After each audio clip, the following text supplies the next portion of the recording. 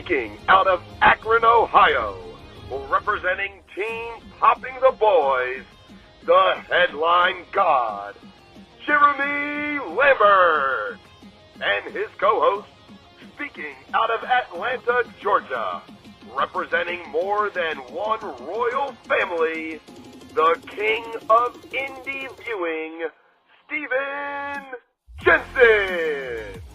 And this is the Spotlight on Fightful. Welcome everyone to the Spotlight here on Fightful. I'm Jeremy Lambert. That's Stephen Jensen. And shout out as always to Big Dick MLJ for the intro. We got a lot to talk about in the world of professional wrestling, and not so much the world of professional wrestling, but there's always a lot to talk about here on the Spotlight on Fightful. It is Thursday, February 20th. Jensen, how you doing? I'm doing good. I'm trying to get in the way of that bright action figure that's glowing behind me. So trying to get my head in the way of that a little bit. Yeah, I'm good. Just finished the shoot job. That was pretty bad actually. Had a pretty bad work day. But not anything on me like personally, just a lot of work that was caused by other departments of my company that I wound up having to work on, kind of stuff. Just, it is what it is. But tomorrow's Friday, almost the weekend. And yeah, I'm looking forward to talking about anything other than my shoot job today. I didn't even shower today, like before the show. I know on Thursdays, am I frozen right now? No. Okay. Oh, sorry. My internet's been all screwed up today. But yeah, usually I shave the neck beard and shower and everything kind of before the show. And did not even have time to do that today because my internet didn't work this morning. So I had to clock in for work late. So then I had to work through my lunch break. It's been a day, dude, but I'm looking forward to talking about professional wrestling with you right here, right now. So good to see you, Jeremy. Good to see the chat. And also everyone, we have a great interview that you guys are about to hear with All Business Tyler Franks, the New South champion. You'll hear that at the end of the show as well. Yes, we had a great time with Tyler Franks last night. Spoke to him for about 45 minutes, and it was a lot of fun. So that'll be later in the show. Guys, if you are here, leave us a thumbs up on the video. That helps us out. That helps the channel out. Subscribe to the channel. If you have not done that already, please subscribe. Tap the bell for notifications. That also helps us out. If you're on iTunes or if you're on Spotify, if you're listening on demand of wherever you get your favorite podcast from, leave us a good review there as well. I think that's all. And if you are in the chat, leave us a super chat, get your questions, comment, statement read on the air, or we just like to interact with the chat, especially when we get good comments like this. When Cyclops is better than Wolverine says it is important to clean your ass, my friend. Jensen did not clean his ass today. Well, that will be happening right after this show. Get a nice long late shower in. So yeah, I'll probably, it takes forever too because I have long hair. So like showering is like a whole process, but how is showering a process? Well, it takes so long for your hair to get dry. Like when it's long, you gotta clean it like way more than you do it with short hair. Like it takes forever to clean. I clean it, I condition it. I have to use 2 towels to dry myself off. I need 1 towel for my hair, 1 towel for my body because my hair is so wet, so much of it. Anyway, you sound like a female, Jensen. Yeah, it's pretty close. See, I see guys like Booker T, for instance, and I don't understand how he does it. Like his hair is down to his ass, and I'm like, I don't know how he cleans his hair. Like, you know what I mean? Like, I don't know how people with hair longer. I have a hard time doing it. Like, a big reason why I want to cut all my hair off again is 1, to donate it again, but 2, like cleaning it's such a pain in the ass. Get a haircut, you hippie. Cyclops, I like you. You give me some honest truth here today on the show, and I know you're a regular watcher here, so I appreciate your feedback. I don't. Oh, sorry. Go ahead. I was gonna say that last time I donated my hair to Wigs for Kids, which I found out about through Sean because that's where he donated through years back, and this year I don't know if that same organization is still around because it's been a couple years. If they're still around, I'll probably do it for them again, or like Wigs for Kids, like some company that I know where it's supposed to be going, to kids. But regardless, this has nothing to do with pro wrestling. What were you about to say? I was gonna say, like, I sympathize a little bit because my wife has very long hair, and I know it is like a whole process when you have hair that long. But Yeah, I am with Cyclops better than Wolverine. Get a haircut, you hippie. That's what my dad used to always tell me. See, my thing is like, I didn't grow my hair down to like my shoulders until I was probably like around 30 or so. Like I was pretty old, like, you know, when I started doing it. And then I cut it down a couple years ago and it's grown back since. But I'm mainly doing it because I feel like this is way too deep, but I feel like at some point in my life, I won't be able to grow hair at all for whatever reason, old age, get sick, whatever it is. Right. So it's like, I'm just doing it now while I can, but like, I'm also kind of looking forward to chopping it all off, mainly because of the showers and stuff. Because even, I'm sure you know from like your wife and stuff, it's not even just cleaning your hair. It's like, even like when you're showering and stuff, like it like gets all over the place. It's crazy. Like you don't realize how much of a nuisance it is until you actually grow your hair out long to like have to keep up with it. See, a lot of the time I just have it tied up and I have like a beanie or something on anyway. So yeah, I might as well cut it soon. Maybe I'll do that for my birthday this year, May 22nd. Maybe at the end of May, I'll cut all my hair off and we'll do that for the show. I won't cut it on the show. Maybe I will. Should I cut it all off on the show? Yeah, get content out of it at the very least. Yeah, maybe we'll do something like that for my birthday. Anyway, let's talk about wrestling. I'm sure that anyone who's here does not care at all about what we're currently talking about. Hair care product, hair care tips. That's what we're doing around here. Yeah. I pretty much adopted like the beanie look anyway. I usually wear like a hat or a beanie, so most people don't even know the difference. I was stunned when I met you in person at my wedding at how long your hair was, because I usually don't see it on the show. It usually is like covered with like a beanie or you have it like tied up. So when I saw you, I was very surprised at how long your hair actually is. Yeah, it was long because that was before I cut it, and then it's grown back pretty much.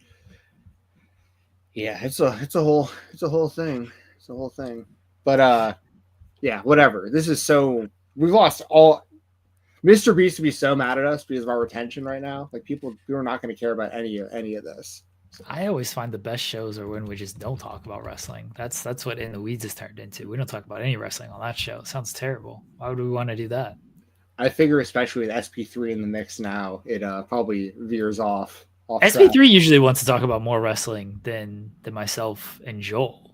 Oh, really? But then, you know, SP3 and I, especially basketball, when big things are happening in basketball, we spend time on basketball. Like this Tuesday's episode, we reviewed Cobra Kai because we'd both watched the final episodes. So that was like the entirety first hour of Tuesday's episode, just our Cobra Kai review. Isn't Paul Walter Hauser in that? Yeah, very briefly in these final episodes. He has more of a prominent role in the earlier seasons, but he's like in just a couple of scenes in the final season. Britt Baker has a cameo appearance in the final episodes.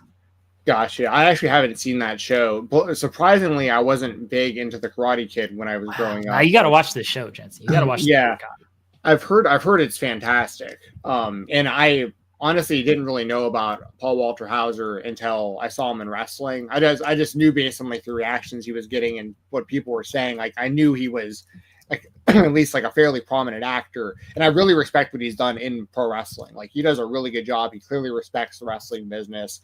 He's involved in many independent promotions and he's been in like MLW. He's been all over the place. So I have a lot of respect for him. It's just wild because I actually don't really know him as an actor at all. But my brother saw him. Like when I was watching a wrestling show, my brother pointed out, he was like, "Oh, that guy's from Cobra Kai," because my brother loves Cobra Kai. So yeah, I haven't watched it, but it's funny because you know I've been really, really into watching old episodes of Walker Texas Ranger lately, and there are so many classic episodes with professional wrestlers that we need to dedicate an episode of this show one day to like all the topics are just Walker episodes with. I mean, there is it's straight up Breaking Bad. I'm convinced that Vince Gilligan, the creator of Breaking Bad, was a massive fan of Walker Texas Ranger because I've seen so many episodes of Walker that were like plots or like stuff that happened in Breaking Bad. For instance, there's an episode of Walker where Sting, the wrestler, Steve Borden, is the head of a biker gang that also peddles meth. And basically there's a character from Breaking Bad in that episode, the guy who's like in charge of the junkyard in Breaking Bad is like a meth cook in Walker Texas Ranger. And anyway, Sting straight. I kid you not. I will pull the clip the next time I'm able to pull the episode. Like I will record this. Sting does a scorpion death drop to Walker Texas Ranger during their fight. It's one of the greatest things I've ever seen. There's an episode where Walker has to infiltrate a prison, and there's underground fighting going on there. And he goes in and he has to beat Randy Savage one-on-one in an MMA fight. And then he goes on to beat Frank Shamrock in like the finals of this MMA underground. It's amazing. Like, I'm spacing on some episodes too. I've probably watched 5 or 6 episodes where a pro wrestler was like the main villain or like the main, the Hulkster, of course, Hulk Hogan is, he's actually helping the underage African-American youth throughout the episode. He creates basketball leagues in the hood, and he helps 2 gangs get along with one another, the Hulkster in Walker, Texas Ranger. So that episode really aged well. So yeah, I'm telling you, man, Walker, Texas Ranger is, yeah, there's a lot going on in that one. Surprised Hogan doesn't play that clip and be like, look, see? Well, I mean, obviously that's why it was shocking watching this episode in 2025 because I'm sitting there going, like, you've got to be kidding me. Like, you've got to be kidding me when I'm watching this stuff. And he, of course, Hogan is like the one guy. Savage has to fight Walker, but then they become friends out of respect from one another. The Hulkster is just like already a friend of Walker. You know what I mean? They really try to make him like the ultimate good guy on the show. And yeah, it's I'm telling y'all, Walker Texas Ranger is it's fascinating. It's a fascinating show. Well, you kind of segued into our first topic, which is an other topic for once. This is not technically a WWE topic, even though we'll talk about some WWE wrestlers. We might talk about some AEW wrestlers as well. Our product is what it is. We're going straight up the middle. So the Undertaker talked to Bully Ray. And the Undertaker, Jensen's a fake Undertaker fan. The Undertaker says, in the 90s, if I had some like amateur wrestling background, I would have gone to MMA because WWE was getting their ass kicked by WCW. He didn't want to go to WCW because of loyalty. But, if he had amateur wrestling background, Jensen, he would have gone into MMA. Just like if I had like $1 million and I was getting $1 million per day, I probably wouldn't be doing any of this kind of work. Just like if the Undertaker had amateur wrestling background, he would have gone to MMA. Yeah. Yeah. I saw also Big E was straight up like, no, I wouldn't have done it. Like I was pretty good at high school wrestling, but like I wasn't going to fight people. But the Undertaker sounds like he was game. I'll start off by saying this. I don't think that he would have been the worst to ever transition from the WWE to the UFC. Not just the UFC, maybe MMA in general, because we still saw guys like, like Batista, for instance. He fought in MMA. He fought a guy who was not very good. Don't know what that guy's credentials really were. But to Batista's credit, he went in there, showed some skill, and he wound up winning the fight. And he more or less just decided it wasn't for him. And it was like kind of like a bucket list thing that Batista did, which I really respect that. That's really cool. He pushed himself. He tried it. He actually won. And then he went off to become like a humongous movie star. So like Batista, giant W. You have guys like Jack Swagger, who for a minute there looked like they were like, it looked like he was fighting his own fans, like in Bellator for a minute. Like some of these guys he was fighting at first, it just is what it is. Like they found very low level competition for Jack Swagger, but then he did fight a few good people, had varying results, wound up kicking one dude in the nuts a few times really bad. But he did okay. He did respectable. Bobby Lashley did really good, very, very respectable. He had like 15 wins or something like that throughout his career, fought in Bellator, might have even fought in Strikeforce before that. I can't remember, maybe Elite XC. But I remember Lashley had a good run, and he fought some guys that were fairly legitimate along the way. And his main thing is honestly probably just like more so like his age. Like if he would have gotten into it younger, he probably would have been like ultra successful. And by the way, I think he could beat some UFC heavyweights. Like I think Lashley, he was like a big fish in a smaller pond. I'm not saying he would have been Brock Lesnar level, who was obviously the most successful by far of anyone we're going to talk about today. And, you know, Lesnar, of course, actually became the UFC heavyweight champion. You know, he did humongous business for the UFC. You know, it just really hard to, I mean, not just wrestlers who transition, like UFC in general. He had a very short run, very, very few matches, but for that pocket of time, legitimately in his own right, one of the biggest UFC stars, and, you know, fought top competition pretty much the entire time he was there. And then you have CM Punk, who, you know, lost to people they had to find from outside the UFC. And, you know, y'all have heard me talk enough about all that. We need to go down that rabbit hole. But that's kind of like CM Punk's obviously like that's the low bar here, and Brock Lesnar is the peak. I think that the Undertaker would have been like, oh, and by the way, you also have people I didn't even mention, guys like Shinsuke Nakamura and stuff that like actually did do professional MMA and, you know, didn't do very well, but like it was cool to see them do it.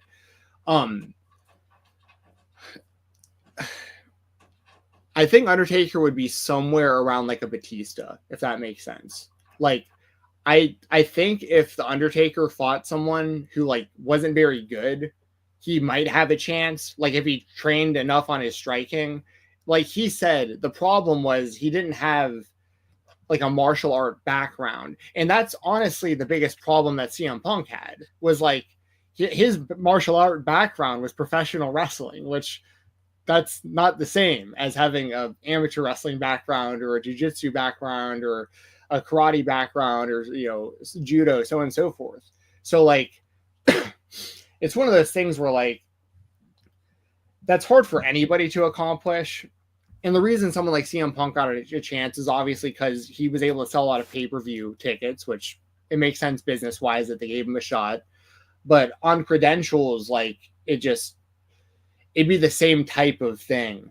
It's basically somebody in the Undertaker, the same as CM Punk, that they're just really big fans of MMA.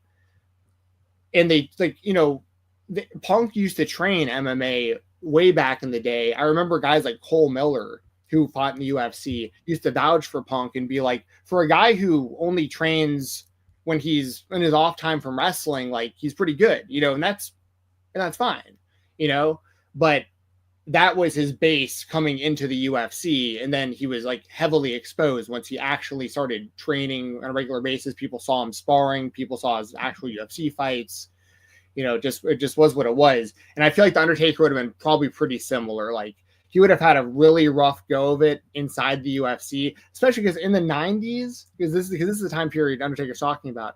In the 90s, we're talking about like him versus like Mark Coleman and like, I mean, he would have gotten smashed by anybody with a wrestling background. Yeah, well, I mean, even the strikers, Andrei Arlovsky was around back in the late 90s. I mean, here's what I'll say about Undertaker. Let's put it at 1996, because that's when WCW started booming. That's when WWE was taking hits. 96, 97, right?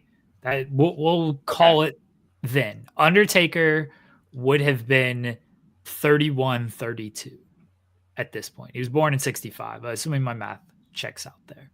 So, yeah, 1996, 1997, he would have been 31, 32 years old. He was an athlete. Like, he has an athletic background. He played basketball. People do forget Undertaker was a pretty good athlete for his time. You know, that rope walk when he did it was, especially for his size, very impressive thing to do. So I think he's a little his over the top rope from the inside of the ring to the outside. I mean, just whole body over the top rope. I mean, it takes a lot of athleticism to do that, especially at that size. Yeah. So I think he was kind of underrated as an athlete. Now, UFC in the 90s, 96, 97, I don't think you're quite getting into like Tim Sylvia range there. Are you? That feels like that's more. He was, yeah, it's hard for me to remember the exact time periods because I don't know if like maybe like a young Kevin Randleman or like maybe Josh Barnett actually. Honestly, UFC like 1996, 97 was kind of just starting. It wasn't. It was. So I think Frank Shamrock was probably the biggest star. Or Hoist Gracie still? Yeah, it might have been. So here's UFC 13, May 1997, which is again about the range we're looking at. That's headlined by that was Vitor Belfort destroying Tank Abbott. And Vitor Belfort would have killed someone like Undertaker. That was Randy Couture fought on that card. Tito Ortiz fought on that card. So we were starting to get into more top tier wrestlers and strikers, everything. Because, you know, back in the early, Mark Coleman was still around, Dan Severn. These guys would have destroyed The Undertaker. Yeah. Like they had smash him.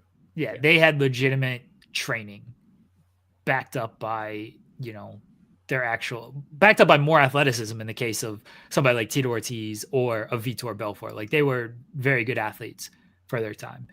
Could he have done something against a Tank Abbott or WCW, by the way, WCW was WWF right there. Tank Abbott, WCW legend. One of these other nondescript guys. I mean, do you remember Paul Valerans?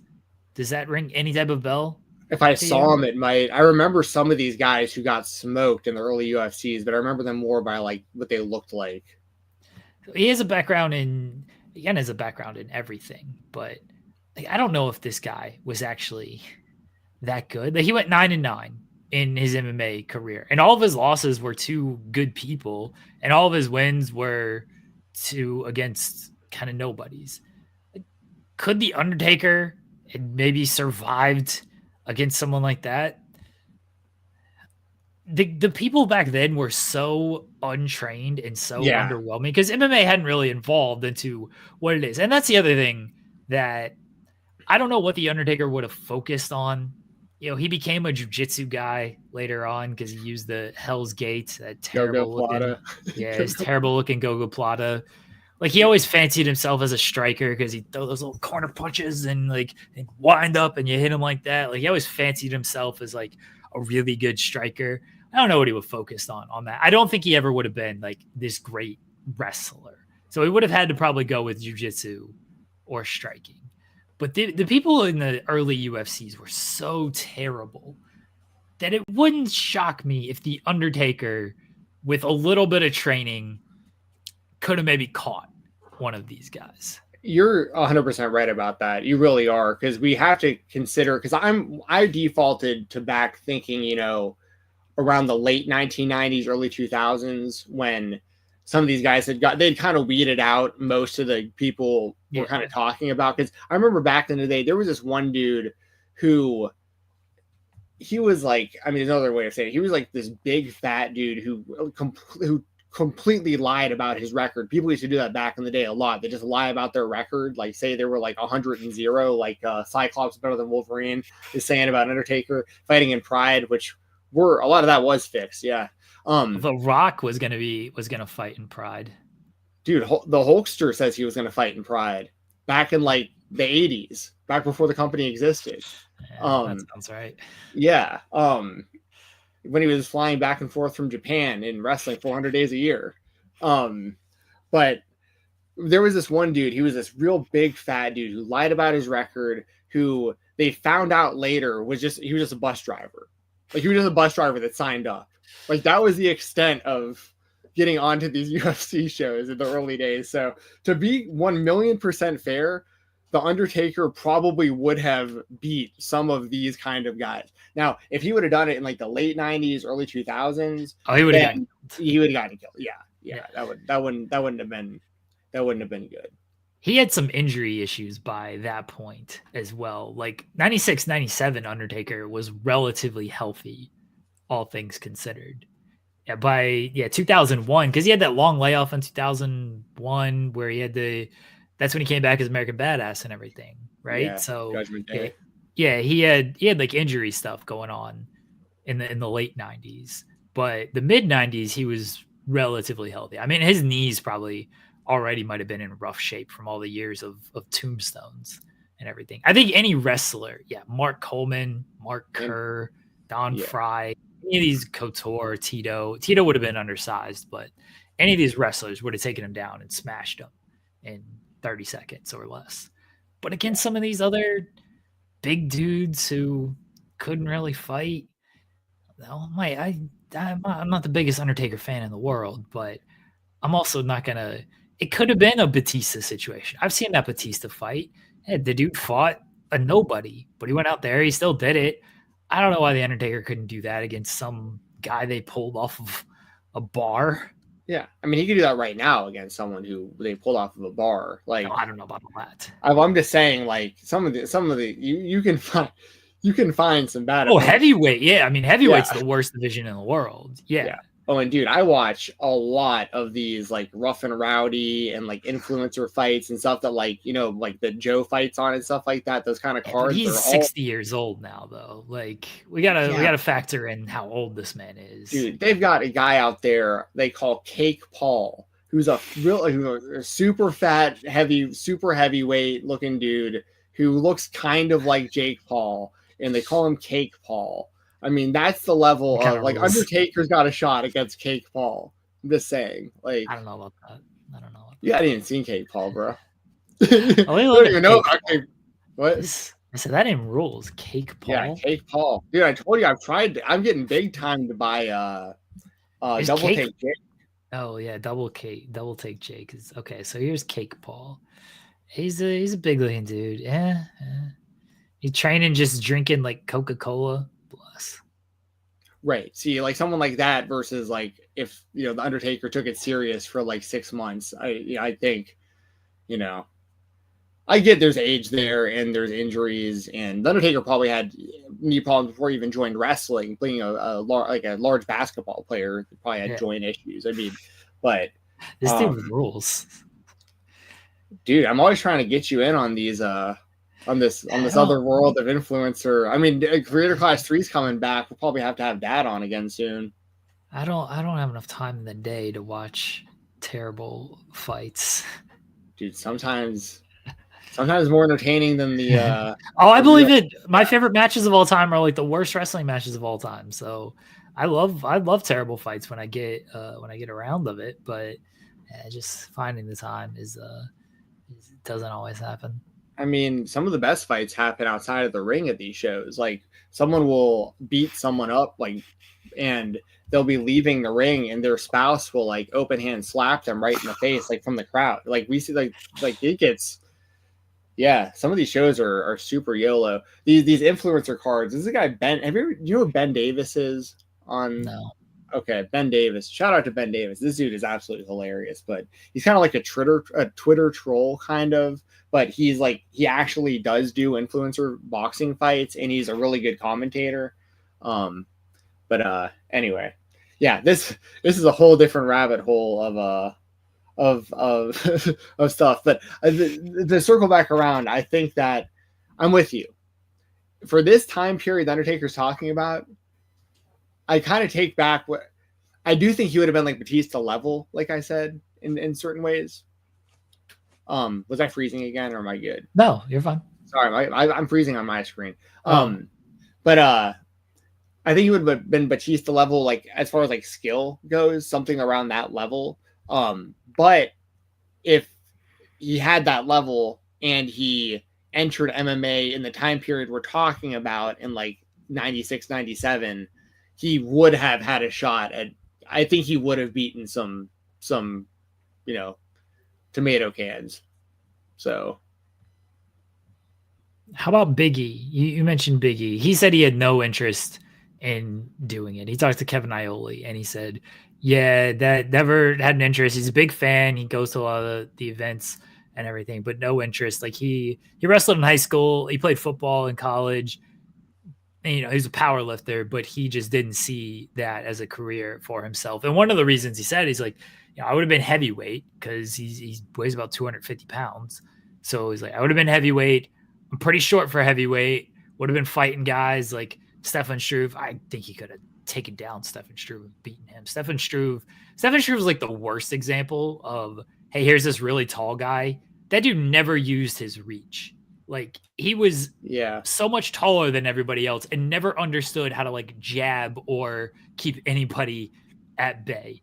But I get Big E's point of like, I would have been fighting really tall guys. Like, the best example is Daniel Cormier, who is about my build.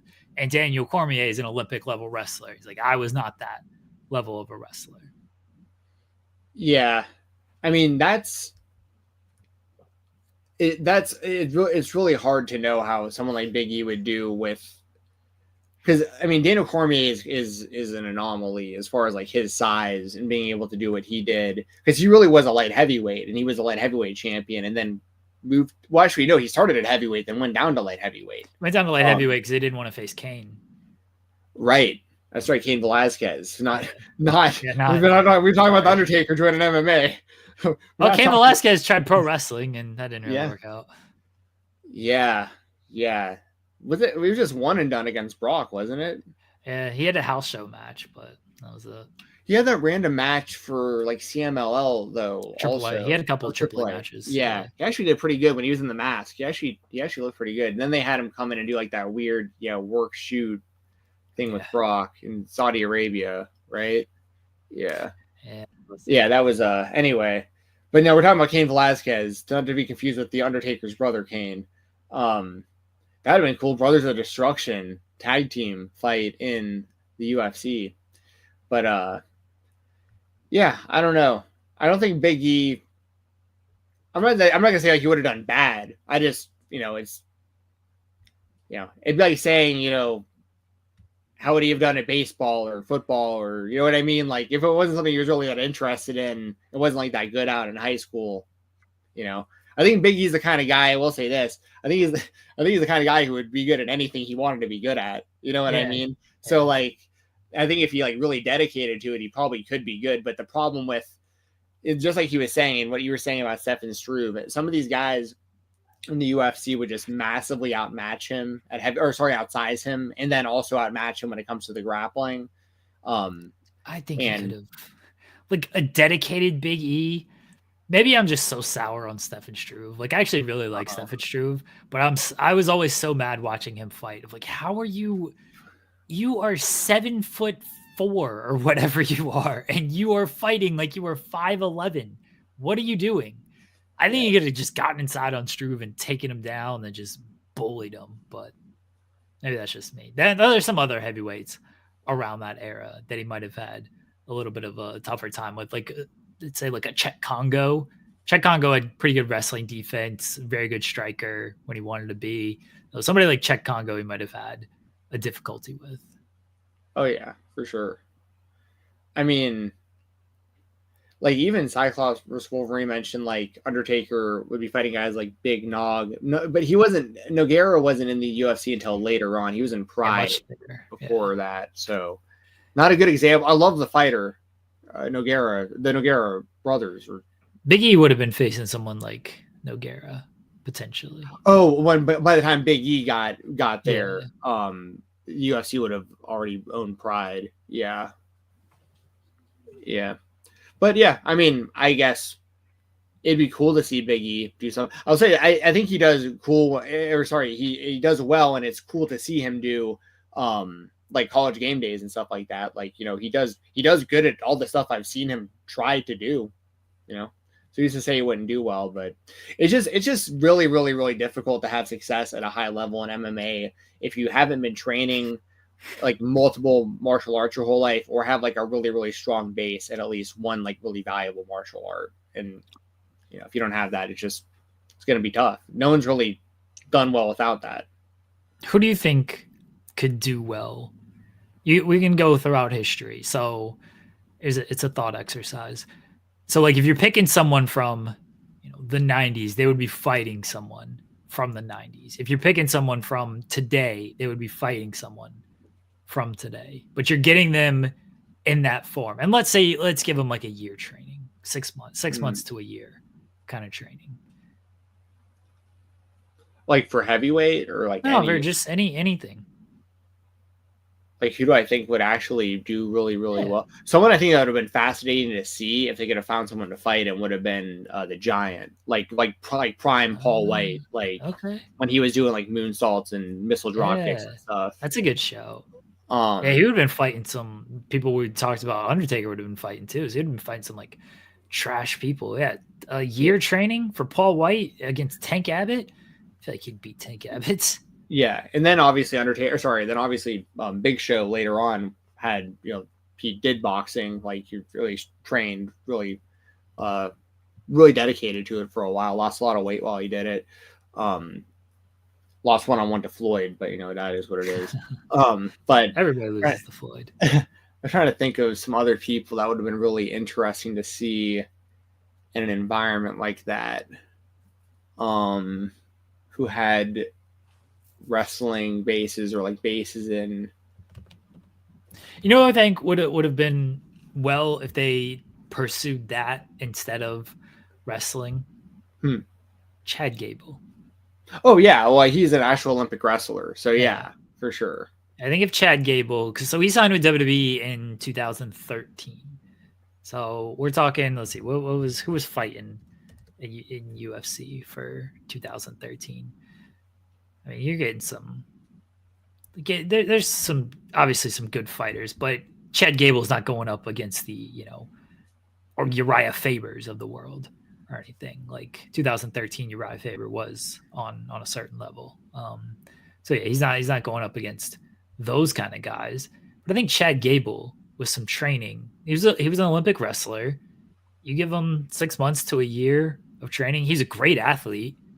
I think Chad Gable could have got some wins under his belt. Yeah, I think that's. I mean, I absolutely would say Chad Gable. I'm just looking around my office here to think of like who. Oh, like prime Steiner Bros. Oh yeah. They both had the collegiate wrestling background. Well, Scott wouldn't have passed the drug test. Well, I know, but I mean, but back then he wouldn't have had to. Yeah, true. Pre-USADA. Let me see, who else do I have up here that I think would have maybe done well? It's really hard to say because, yeah, I mean the Steiners definitely. I'm trying to think of like some. I like your Paul White shout. I think that's really good. That's a little off the wall, but really good. Well, obviously, more recent times, Cody. I was waiting for you being a two-time Georgia State championship wrestler. So, and he's also said that he came close at one point, and his wife talked him out of it. So that definitely sounds like a believable story. Someone else from like current times, if like Kenny Omega, like Prime Kenny, gave it a shot, like he's super athletic, has really crisp striking. Like I could see him maybe like being able to transition if like really dedicated to it. I'm just trying to think of someone who's like super athletic, Kenny's got like a sneaky good MMA build too. Yeah, like someone like Will Ospreay is obviously super athletic, but I don't feel like he has a good build for MMA. Where Kenny's a little stockier. It feels like he can like really generate some power into his strikes. Like I don't feel Will would have as much strength in his strikes. Now his footwork might get him by and it might not matter. But yeah, I think Kenny has a sneaky good MMA build. Yeah. So those are some random ones. I'm sure I'll probably think about this randomly throughout the show and the next few days. And I might come up with some more names of people I would have liked to see. Also shout out, I know a bit controversial of a person, but Riddle, it's worth saying, like him and Tom Lawler, both the Filthy Bros, they both had really good UFC and pro wrestling careers. Like they're examples of people who were really successful in both, and also both were like Riddle was essentially released because he kept failing weed tests for the UFC, and Filthy Tom got. I don't want to get this wrong, but the way I remember this happening was he pretty much got busted for like the same exact thing John Jones did, like the picogram level, like nothing. And John Jones like continued to fight. Like they didn't even wind up suspending. They just wound up literally moving the location of John Jones's shows so that he could get around it and keep fighting. But they suspended Filthy Tom for like 2 years over it, and then fired him once he was finally eligible again. Like, that was such BS the way that he was treated throughout that whole thing. They made an example of him. USADA did for no reason. So I want to say that too, since we never get a chance to really talk about this kind of stuff on the show. And I'm obviously a fan of both of these worlds. Shout out to Filthy Tom. He was like a legitimate like top 5 light heavyweight in the UFC in his prime, and most of his prime was taken from him because of BS. So, wait, did you call Tom Lawler a top 5 light heavyweight? Dude, Tom Lawler at one point was ranked. He was. You got to go back. There's no way Tom Lawler. I love Tom Lawler. Dude, he was a time guest. Yeah, but I don't know. I mean, I might be. He didn't fight light heavyweight, did he? What was his weight class? I remember him being middleweight. I thought I could have sworn he got up to being ranked before he wound up getting. He was also getting sabotaged by the company, like because he was wearing like gear they didn't like and stuff. He had just a really weird run. I don't think Tom Lawler was ever ranked. Maybe top 15, but maybe top 15. He was a good fighter. So he, after the CB Dalloway fight, he was 6-1. That was UFC 100. Maybe he got ranked after that fight, but then he lost to Aaron Simpson. He lost to Joe Dirksen. He beat Patrick Cote. Lost to Chris Weidman. Fighting for a title. Wound up becoming champion. Lost to Chris Weidman. Beat Jason McDonald. Lost to Francis Carmont. Beat Michael Kapoor. Beat Gian Vellante. Lost to Corey Anderson. Lost to Darren Wynn. Lost to Antonio Carlos Jr. The last 2 fights, the last 2 losses were post-UFC stuff.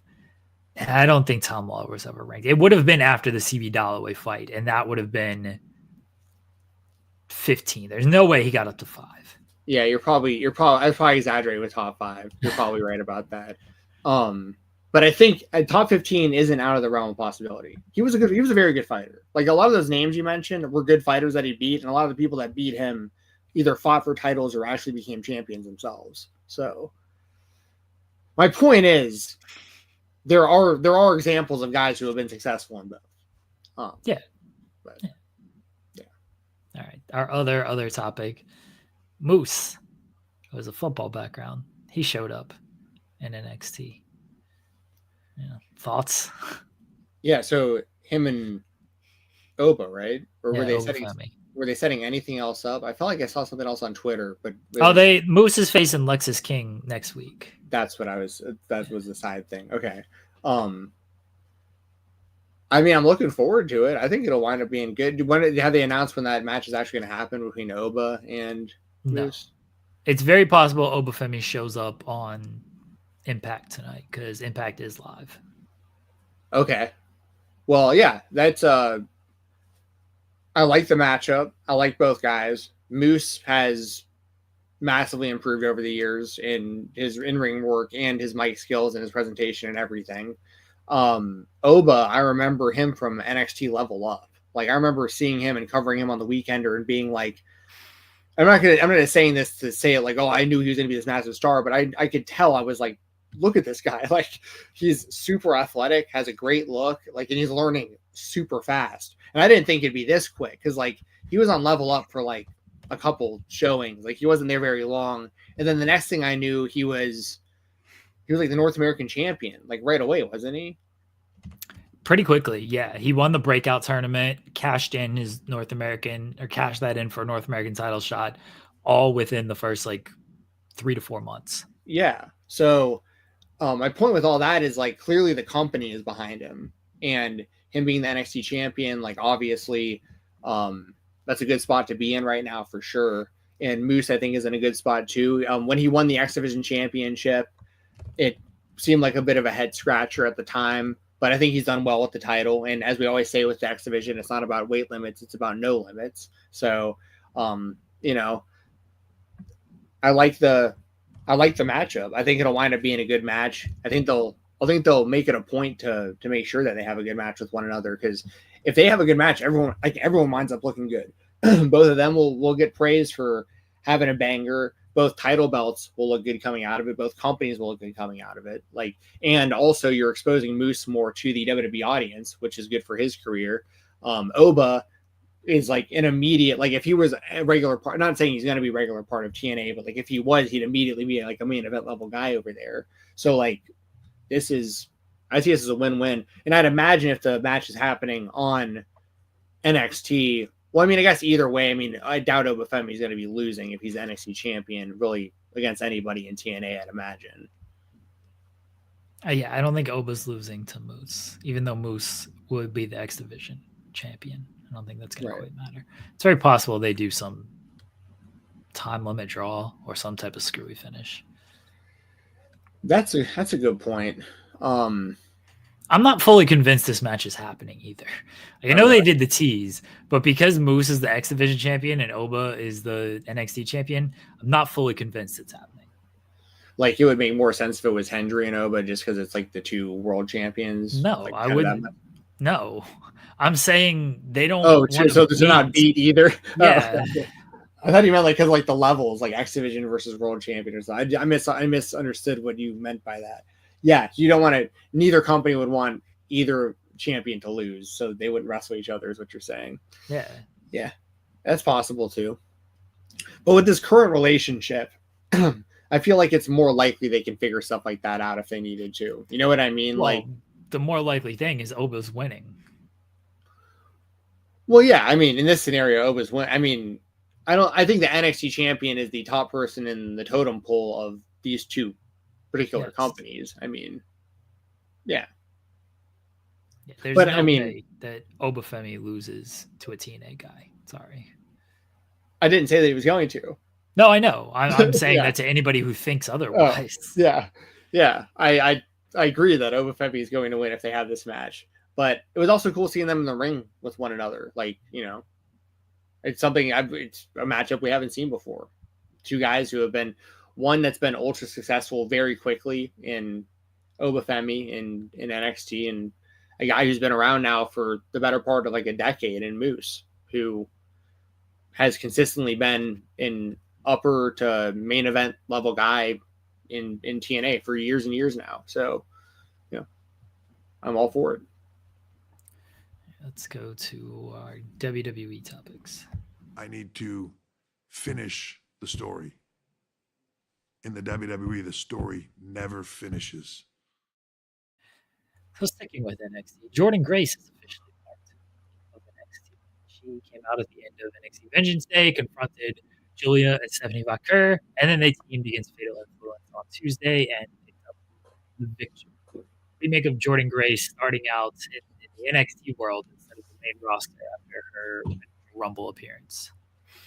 On one hand, I'm not a fan of it because she should be main roster in my opinion, but at the same time, like I don't hate it because also the time we have to keep in mind like WrestleMania is coming up, so like how much do you want her to potentially get lost in the mix in some way or another on the main roster if she's not going to be figured into like one of the women's world titles or like the women's IC or US titles, like, you know, so a better spot, very similar to Ricky Saints, where we talked about last week how, you know, if you're going to be new to the company now, the time is probably to be in NXT for now, because for the same reasons, where you can be an immediate threat to a world championship. Like Jordynne Grace is already viewed as, you know, but probably the next NXT Women's Champion, and it's inevitable that she'll be on the main roster full time.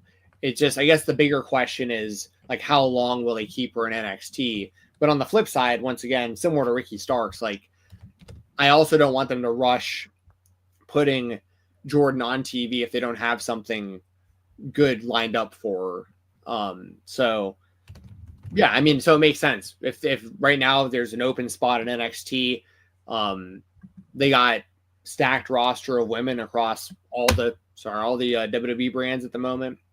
And I could definitely see Jordynne becoming whether she becomes the NXT Women's Champion or not, I don't think that her NXT run is going to be very long unless they just are waiting for whatever you know what I mean? Like, unless they have something very specific planned for her that they're waiting on for the main roster, I don't see her time in NXT being a very long one, especially because she's been in the Royal Rumble multiple times too. Like, the actual like main roster, quote unquote, WWE audience is already familiar with her, and they made her look really strong in the Royal Rumbles also. I assume she'll be there through Stand and Deliver.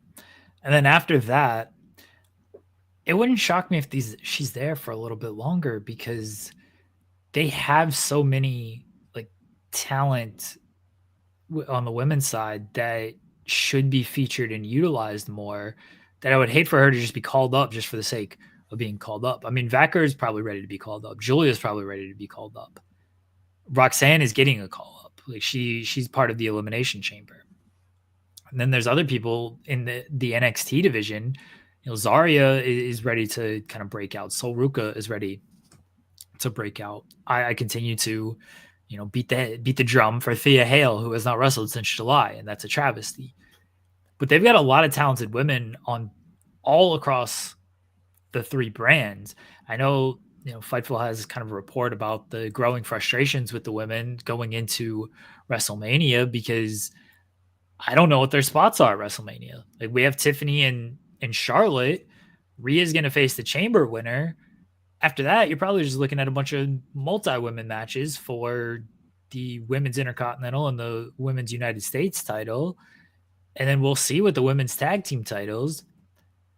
But they have a lot of talented women and seemingly not enough television time for all of them, which is should not be the case. It just shouldn't be the case. They have enough television time for all of this. They decide to use that television time in different ways. NXT does a very good job of featuring the women.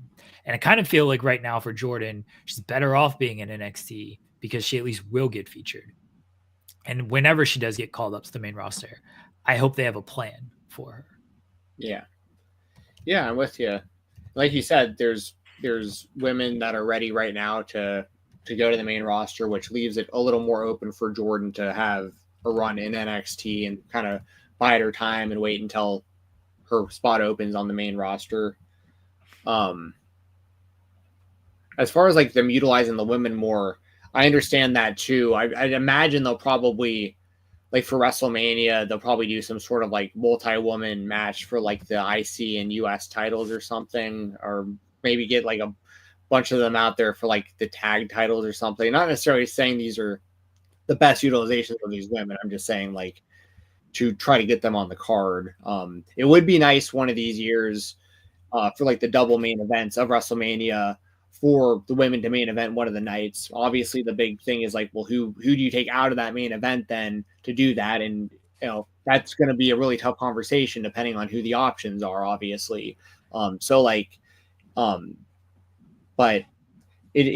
for instance, someone like Rhea Ripley, I think has enough popularity and has really good matches, really good storylines. Like, people are super, super invested in Rhea. Like, I think Rhea deserves to main event WrestleMania as much as anybody in the company right now, based on her popularity and her reactions and everything. You know what I mean? So like, it's interesting because like you have women like Rhea and a few others that are like consistently featured as like the top women, and then you have a lot of really, really, really good women on that roster that do just kind of get lost in the mix, and they at least they have the IC and the US titles to give them a little more something to do.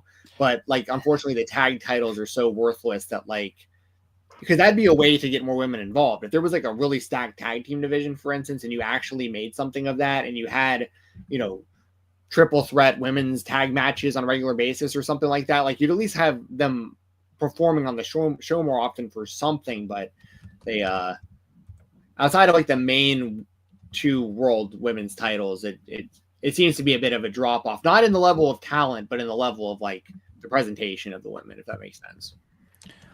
The only thing they're doing with the United States and the Intercontinental title for the women is the same story they've been doing. Chelsea Green has faced Michin about 30 times. Now Lyra is about to face Dakota Kai again. That's who she beat in the finals to win the title. And Lyra just lost in the chamber qualifier. Chelsea just lost in the chamber qualifier. So you've already presented your two mid-card champions as losers going into the elimination chamber. Doesn't feel like they had a real plan for either of these belts. I think Chelsea Green's trying. She does her best with the time given, and she's always been great at that. She didn't really need the U.S. title to do that. She could have done the same thing and still gotten over. I mean, that's what her and Michin were doing with the whole dumpster match. Like that, they got that over. There was no title involved. They just got it over based on just hard work and a plan and just being really good, especially in the case of Chelsea with those skits. And then they added a title, and it's like, well, the title became just a crutch of, oh, we don't need to do anything now. You got a title. It's unfortunate because they just introduced these titles and they could have done more with them. You can make the titles mean as much as you want them to mean. They haven't done anything to make them mean anything. I completely agree. But we also agree that they have collectively an incredible roster of women in their company. So they could be doing more, especially with Raw right now. I've been watching Raw consistently lately, and it seems like most of their episodes lately have been like around 2.5 hours or so, give or take. Not quite 3 hours. Has SmackDown been 3 hours lately or 2? No, SmackDown's been 3. Oh yeah, so then you definitely have more time to showcase the women more with that. You know, it's a little harder. Not an excuse. It's a little harder with like 2-hour shows just because there's less time for the shows. But like with the 3-hour shows, still 2.5, you got plenty of time. There's no time constraint on Netflix either. Like they like the 2.5-hour show. I like the 2.5-hour show. I'm not going to complain that it's 2.5 hours, but you can add 10 minutes to that if you would like. You can add 15 minutes to that if you would like. They've kind of put themselves in the 2.5-hour box, and that's where they're going. So fine. 3-hour shows, the SmackDown shows, they drag so often. Like they got to figure something out with the pacing and getting people involved that need to be involved. You know, they're still doing this brand split, window transfer nonsense that allegedly ended, but here's breaking news for everybody.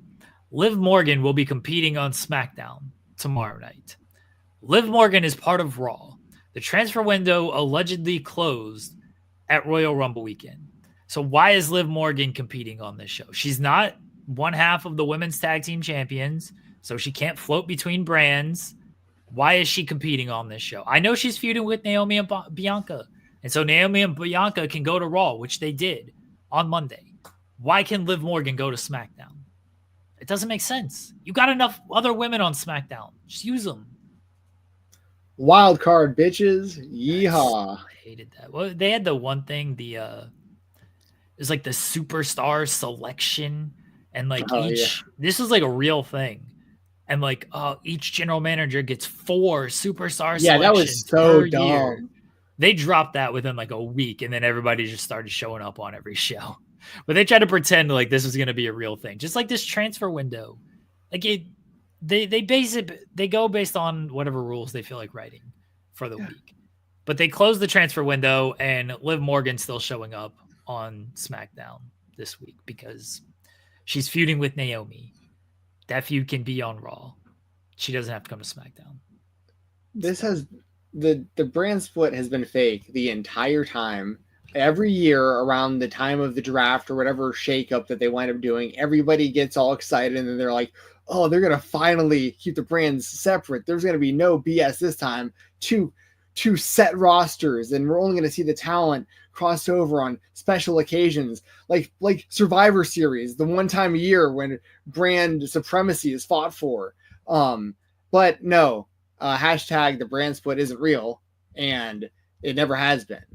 Like, even if you look at Netflix, half the time, like, Cody's there. Like, which he should be, because Cody hasn't shown up. Well, I guess before the Rumble, I was fine with it because at least they had the theoretical transfer window. So sure, everybody can show up. Anybody can show up. But even they told us, yeah, they told us after the Rumble it closed. So why is Liv Morgan on SmackDown? But the fact that they even introduce a transfer window is enough for me to be like, this is lame. Yeah. Like, because that's just a straight up cop out to not have a brand split. You're right, though. They're going to do the draft and they're going to make it seem like, oh, these are the rosters. Nothing can change. This is who it is moving forward. And then by the time SummerSlam rolls around, they'll be like, well, who can we move brands, and come up with some reason to move brands, which they don't need to do, by the way. They have so much talent.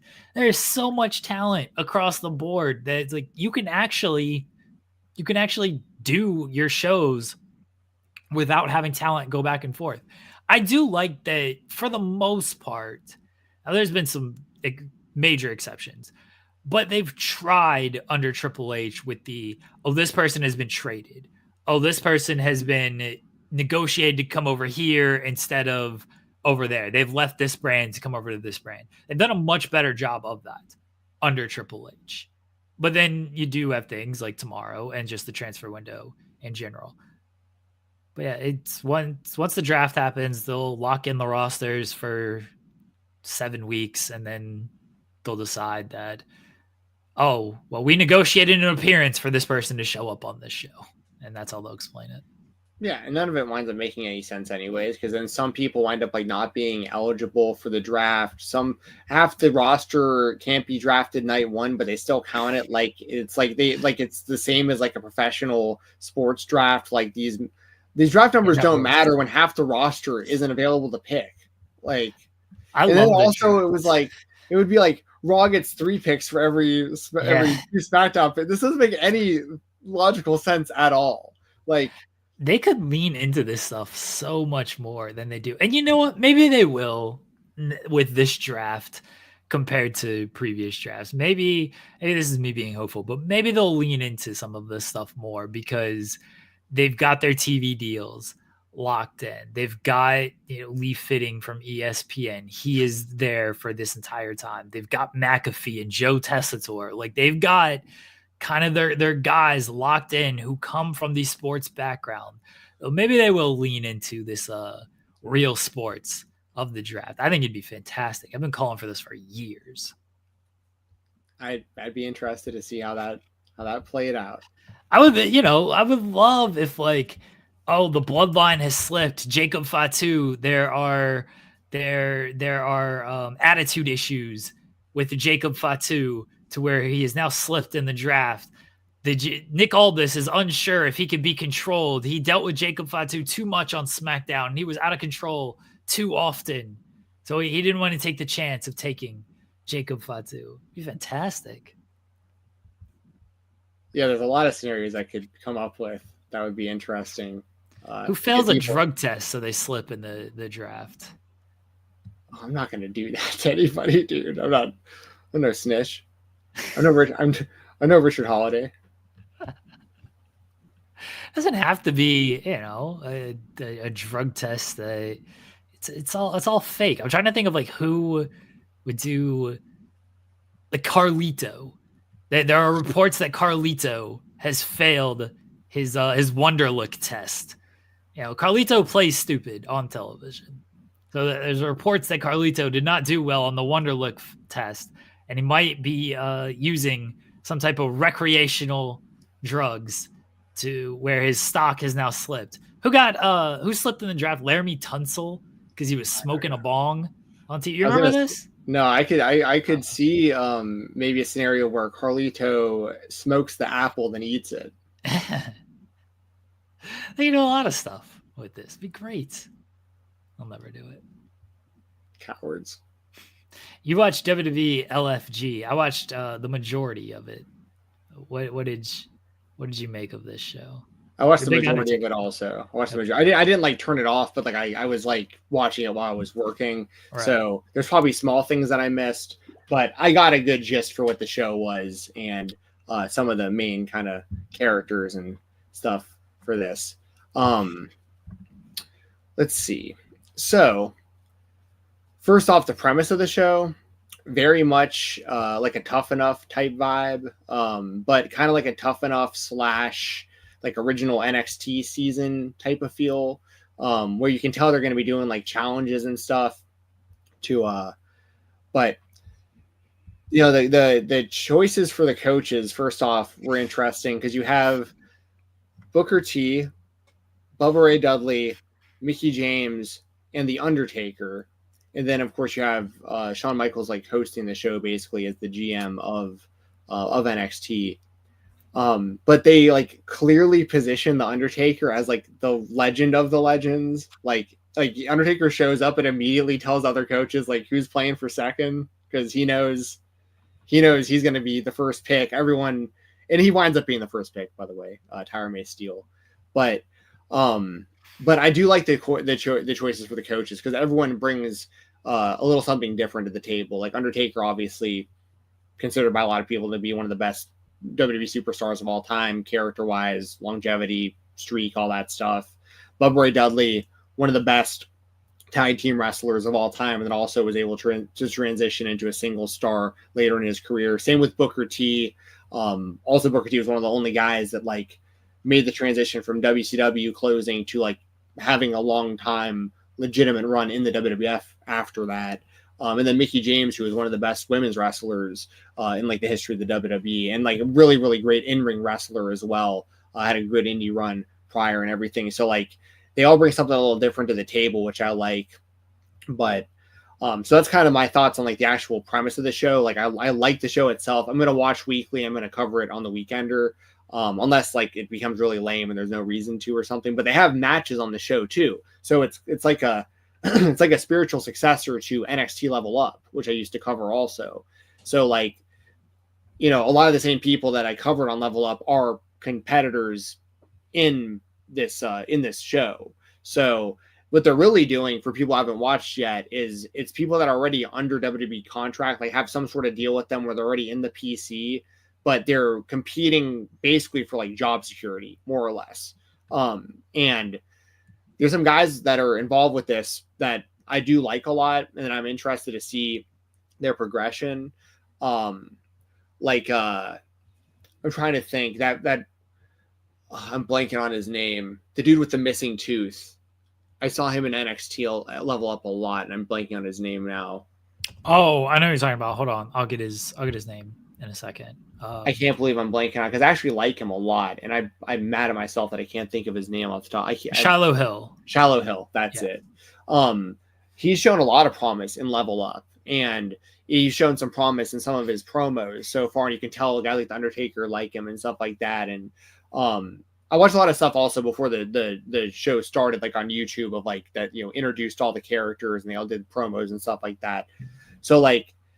So there's some familiar faces there. Tyra May Steele, I've been really interested in since she joined the company, a legitimate Olympic gold medalist wrestler, and had a short kind of run in NXT Level Up so far before the show shut down. So it's cool to see her having matches and seeing the legends give feedback and stuff. But the main thing that most people are probably talking about is BJ, who tried to shake Bubba Ray Dudley's hand. Bubba Ray rejected the handshake. And then, first off, I want to go kind of play by play on this with you. When you see that happen, how do you feel about that? Do you feel like Bubba Ray's in the right because because BJ hasn't earned the right to shake his hand? Or do you think that Bubba Ray's just being a dick and like you just shake people's hands because, you know, that's the right thing to do? I think Bubba Ray is putting on a show. Yeah. His character on the show is to be the tough ass. To be the guy who makes you like, you might think you want to be in wrestling, but he's going to push you to your limits and make you really, really reconsider if you want to do this or not over and over and over again. And whoever actually comes out the other end, Bubba Ray will respect. Similar to guys like Maven, who like, I'm sure Maven had plenty of enemies in the WWE locker room after Tough Enough, but there were certain people that liked him right off the bat because they didn't fault him that he went through a game show to get on the show, but like he also wound up pretty damn good in the ring and like, you know, he's a likable guy and stuff. And everyone's gonna have a different path to the WWE. A lot of these people on the show also are have various backgrounds in different sports and have different life stories. A lot of people have dealt with like big personal tragedies and losses in their lives and stuff. So there's a lot that I like about the show and the character development that I think we're gonna see. But coming back to BJ, I agree. I think that Bubba is putting on a show as well. But the next thing I wanted to ask you about was, so they do the promo thing later, and BJ cuts this. The first promo he cuts is about like hitting him up on Snapchat or something, some sort of like hype beast type promo. And the legends are like, they're like, what was that? Was that a pro? Like they were like legitimately confused. Like, was that a promo? Like, what did you just do? So then they tell him to cut a promo from the heart, and I'm pretty sure they told him specifically to direct it at Bubba, and he does that, and he cuts like a really good from the heart promo about how disrespected he felt about not getting the handshake. So from there, Jeremy, before we go any farther, when he did that promo, are you thinking like he did exactly what they just told him to do, or this guy's being a dick? I thought he did what they told him to do. Because I'm with you. They said, cut a promo on Bubba, and so that's what he did. Was he supposed to be like, no? Right. I'm with you. So then they get to like the review of this stuff, and for the most part, so like Bubba is like, you can tell he's pissed because he kind of got roasted, but he's also like, I'm not necessarily saying he's like coping. He's just kind of like, okay, that was really good. Like that one was good. That was from the heart. That was way better than the first one. But you can tell he didn't really like that had just happened. Mickey James is kind of staying out of it. Booker T is laughing at the corner. He's just like trying not to crack up. Yeah, because Booker's the one who kind of instigated it. Because Booker was like, say you just got into a fight with Bubba, you got to kick his ass, and that's what started that's when he started cutting his promo. So that's why he went at Bubba. So Booker was the one who was like, cut the promo on Bubba. Yeah, and then the Undertaker like tells him to come back in the ring, and he's like, and he like cuts him to shreds. He's like talking about like the disrespect pretty much, and like this opportunity he has, and like how arrogant he is basically. And BJ, granted, is acting arrogant, but he, to his credit, has only done exactly what they've told him to do so far. Yeah, and like at every turn he's just obeyed the instructions. And Undertaker like cuts him down for basically for crossing the line. And then when he leaves, Undertaker's like, yeah, see a lot. That kid's gonna be really good. And it's like, it's just kind of funny how the wrestling business works for some of these veterans. You know what I mean? Like, I'm not gonna sit here and like so act like I know. I don't know anything when it comes to wrestling compared to these wrestlers that we're discussing right now at all.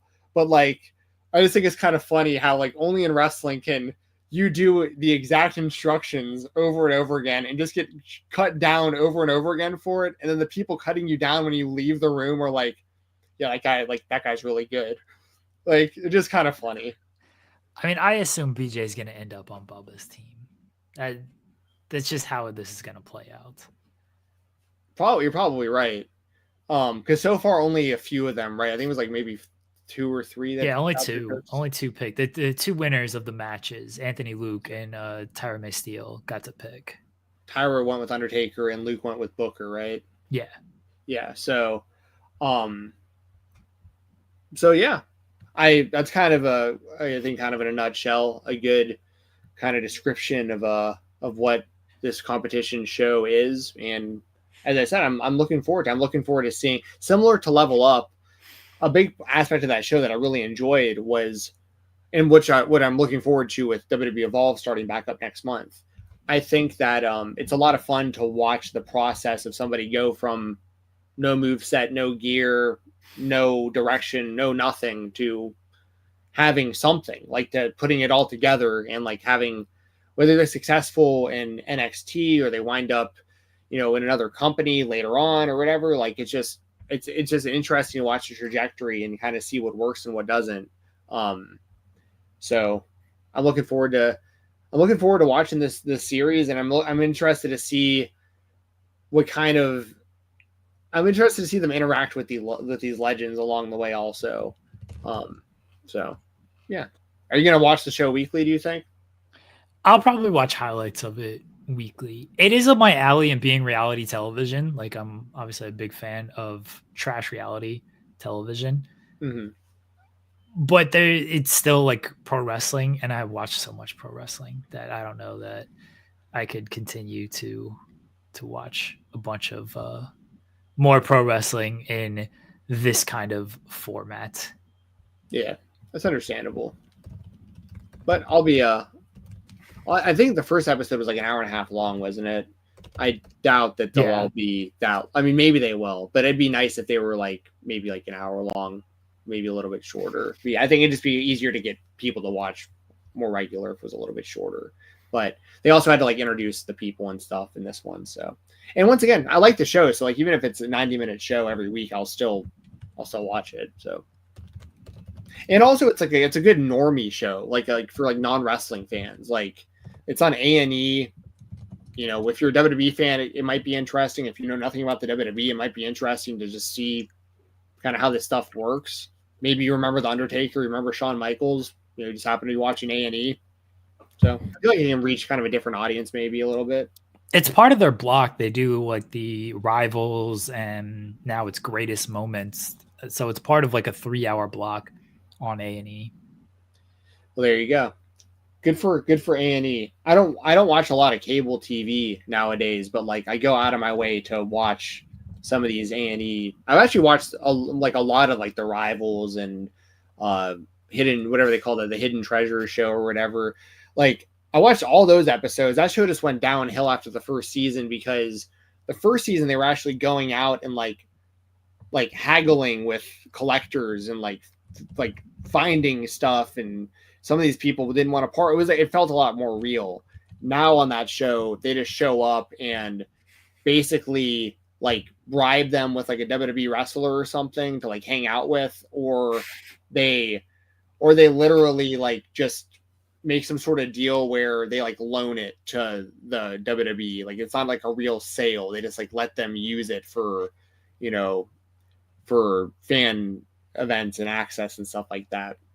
So, but I like the concept of that show, going around and finding, like, for instance, finding Ric Flair's the butterfly robe was like a really interesting episode years back, where like Conrad, seeing that process of Conrad sitting there and like negotiating with this guy over and over on the phone about this thing and saying over and over, it's like, dude, just give us the price. Like, I'm going to buy this from you.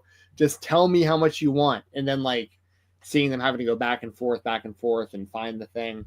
So I think there's value in these A&E shows is kind of what I'm getting at. And it's all content, and WWE loves producing content. Yeah, for sure. Let's go to our AEW spotlight. Over 1 million fans and a great number in the demo tuned in. And it was a great show, and I think it's been a run of great shows. Hangman Page and MJF at AEW Revolution. That match is official. They had a confrontation last night where MJF ran down all of his accolades, and he pointed out all of Hangman Page's sort of failures, but also rap sheet and weaknesses. And he said, Hangman, you are the main character. I got no problem being the bad guy. And then MJF spit in Hangman Page's face. And they mentioned Christopher Daniels, and Hangman did not like that. He said, you will not be half the wrestler Christopher Daniels is. Don't mention his name. I'll give my spine for Christopher Daniels to wrestle again. That was really a promo. Now they're going to compete at Revolution. What'd you make of it? I thought this was awesome. I love everything about this back and forth and this interaction. I don't want to like get ahead of myself by saying this, but I feel like it's worth saying, and I've said it in past weeks also a little bit, how there was a little bit of like a lull in AEW for a little while, and everyone's been talking about restoring the feeling. And I feel like stuff like this, honestly, like, I know it sounds cheesy, but like it actually is doing that. Like, these are the kind of promos and feuds and stories. And we also know the payoff's going to be great because these guys are going to have a great match. So like, this is the kind of stuff AEW should be doing. Like, this is great pro wrestling television, in my opinion. And you have two guys who have a long backstory that goes back to the early days of AEW, goes all the way back to Battle Royals and Diamond Rings, and Hangman being the main character this whole time, of him saying during the first press conference for AEW, I want to be the first ever AEW World Champion.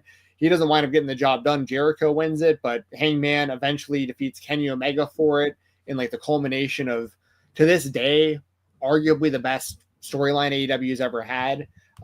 It's a close one. I will say I think MJF and CM Punk's feud was way up there too. There's others that I think you can make an argument for, but I think everyone's got to put that Hangman story of becoming the world champion. It's got to be on the list of the best AEW long-term stories that they've had in the history of that company.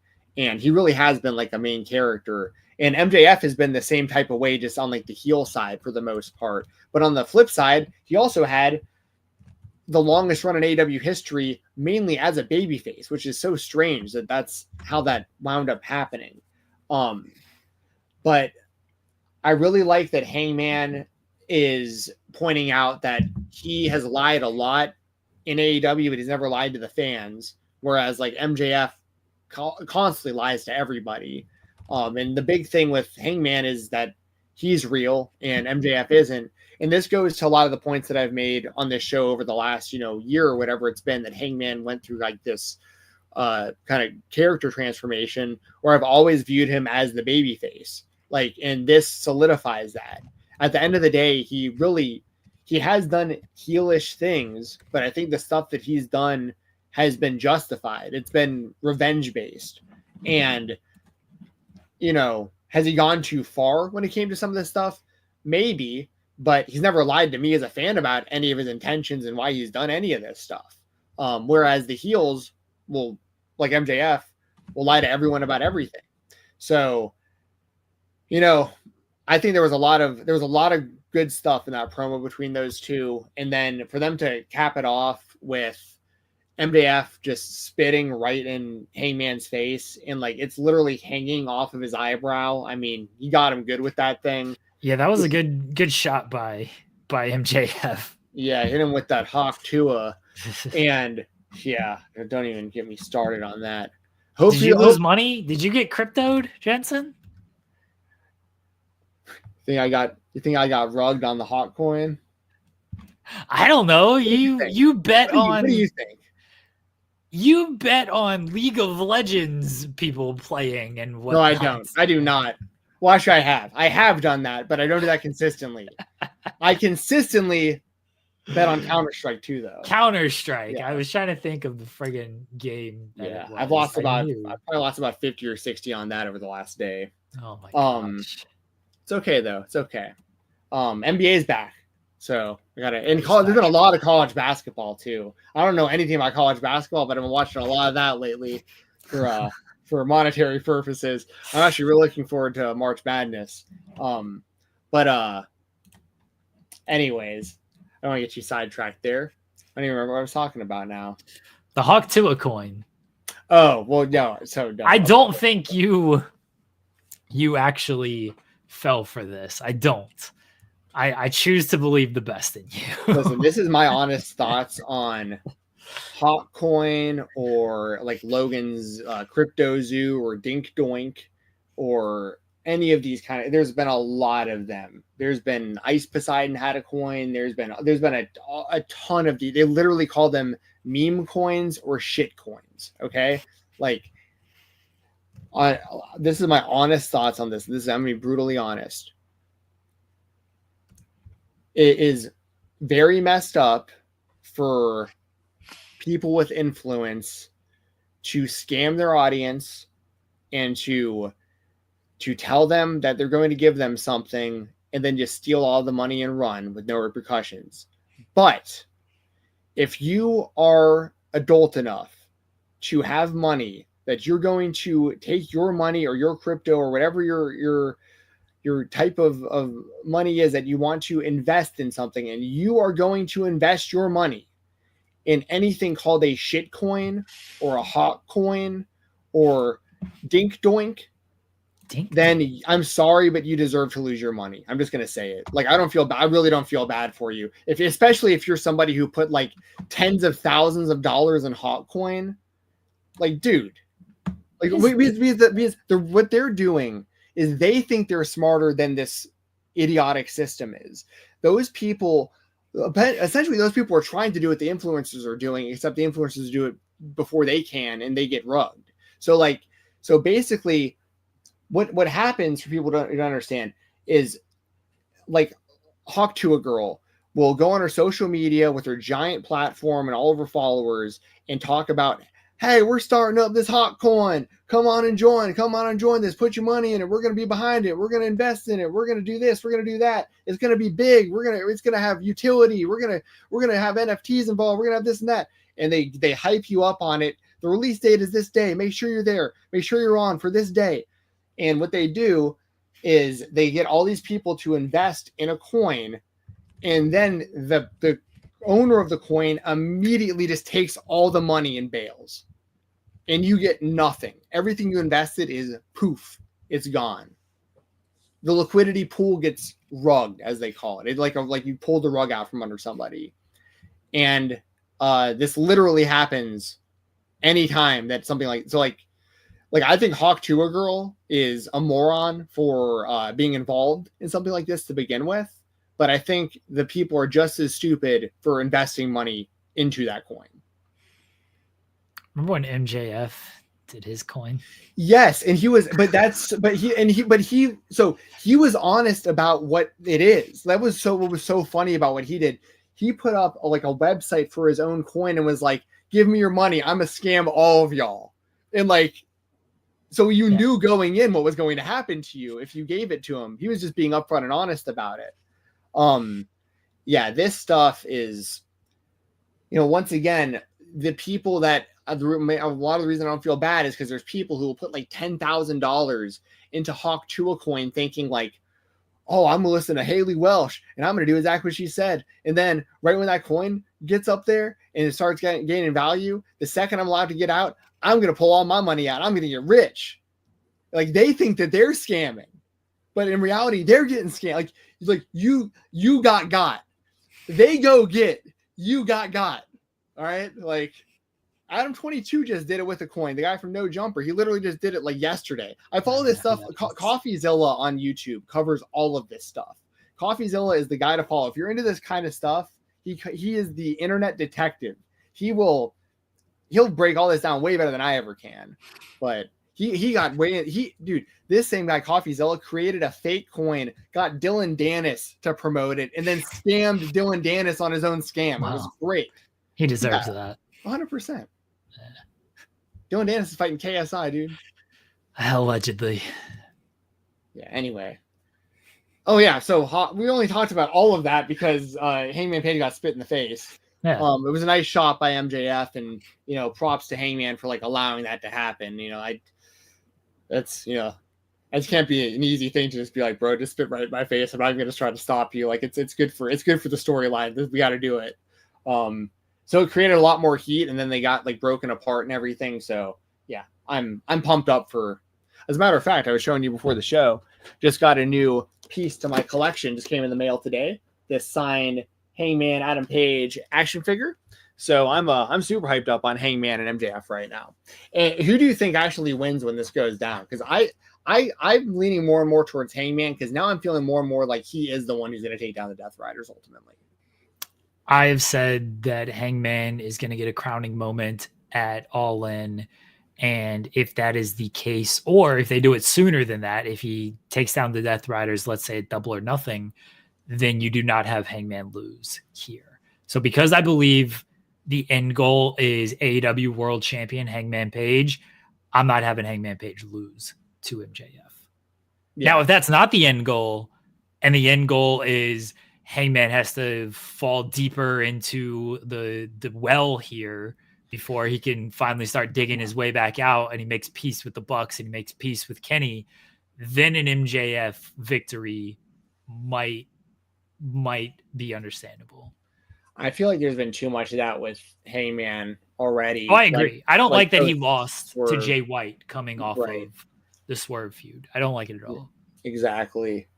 So, at the same time, I'm not like, I'm not like stoked on the idea of MJF losing either. Like, I think that he should be handled a certain way as well. But the good thing with MJF is he's pretty bulletproof as far as like he can afford to lose occasionally. He's still the top heel in the company. You can always have him bounce back. There's plenty for him to do. Once again, as long as I got a plan for MJF coming out of it, that keeps MJF at like a really high main event type level.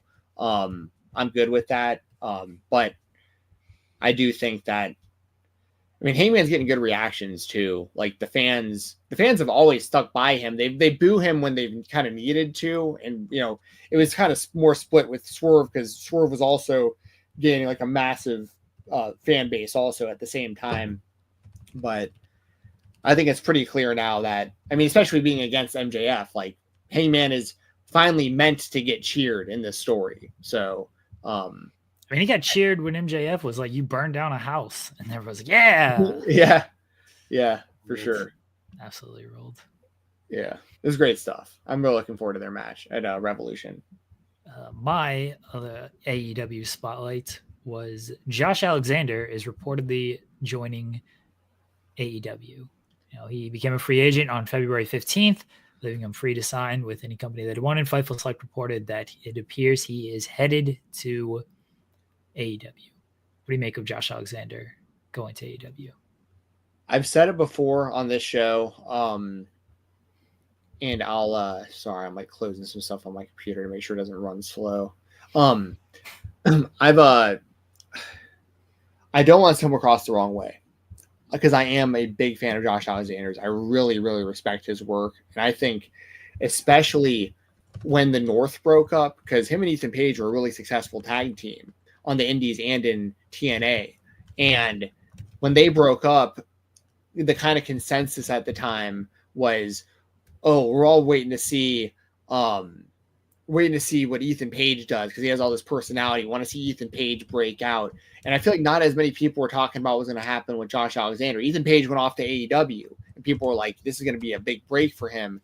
Josh stayed in TNA, and he fought himself up the ranks. He got the TNA championship. He had a great, great run with that title belt, and that run was unfortunately ended by injury.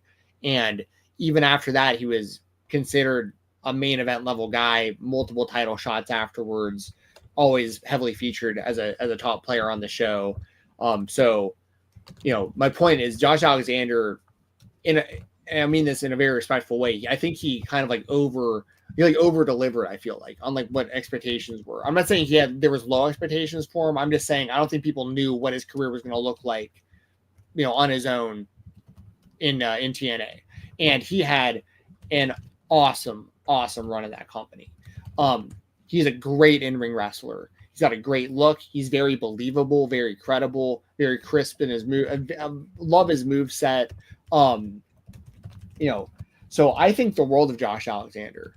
My concern is the AEW roster itself, because this has nothing to do with Josh's level of talent. It's what are they going to do to keep him from getting lost in the mix between that huge roster and the multiple shows that they have? Like, I don't think that, like, on one hand, it's like you go to Ring of Honor and immediately be the champion. But, like, I don't necessarily want to see him on Ring of Honor. I'd much rather see him on Dynamite or Collision. But at the same time, like, look at those rosters.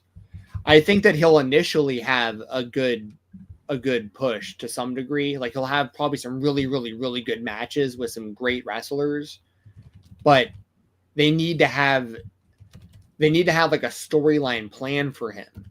And he has to be more than just like, I'm a great in-ring wrestler is my gimmick. Which I'm not saying would be necessarily his fault or decision. It depends on how Tony Khan and AEW is going to present him. Like, how do you feel about it? Like, I feel like, for instance, he would have been, my personal opinion, he would have been better off, even if it was going to NXT, going there and being like the man there for a little while, and then maybe having like a real shot on Raw or SmackDown later, versus getting potentially. I know the speedball stuff, it sounds like might be more like Visa related, but like there's a lot of people in AEW though that like we never see. So I'm just hoping that doesn't happen to Josh Alexander because he's so talented. I think they'll put stock in Alexander at least right off the bat, because I don't think you sign a free agent of that magnitude and then immediately shelf them.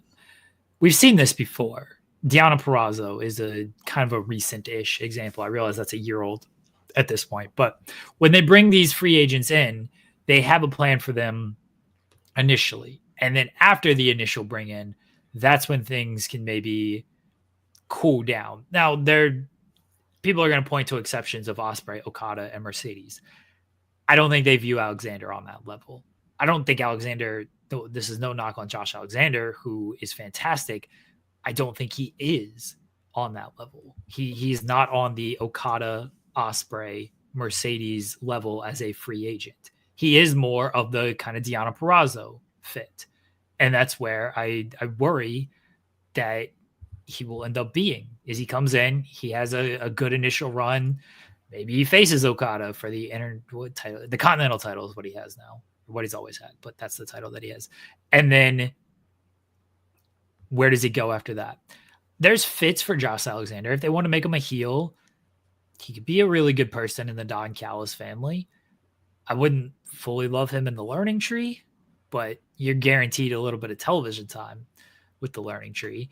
I think Josh Alexander as a Death Rider isn't the worst idea in the world. Give that group something, because they haven't exactly added to their crop ever since they started, and they said they want to mold AEW to their liking, and then no one's actually been like, hey, you know what? These guys are champions. Maybe I should fight with them. Maybe I should actually join up with them. And it's not like they've done a ton of recruiting. I know there was the Jack Perry stuff, and he said, you're a good kid, and people surmised that Jack Perry was going to come to the Death Rider. We haven't seen that. Jack Perry's been off the show since losing the title. So there's no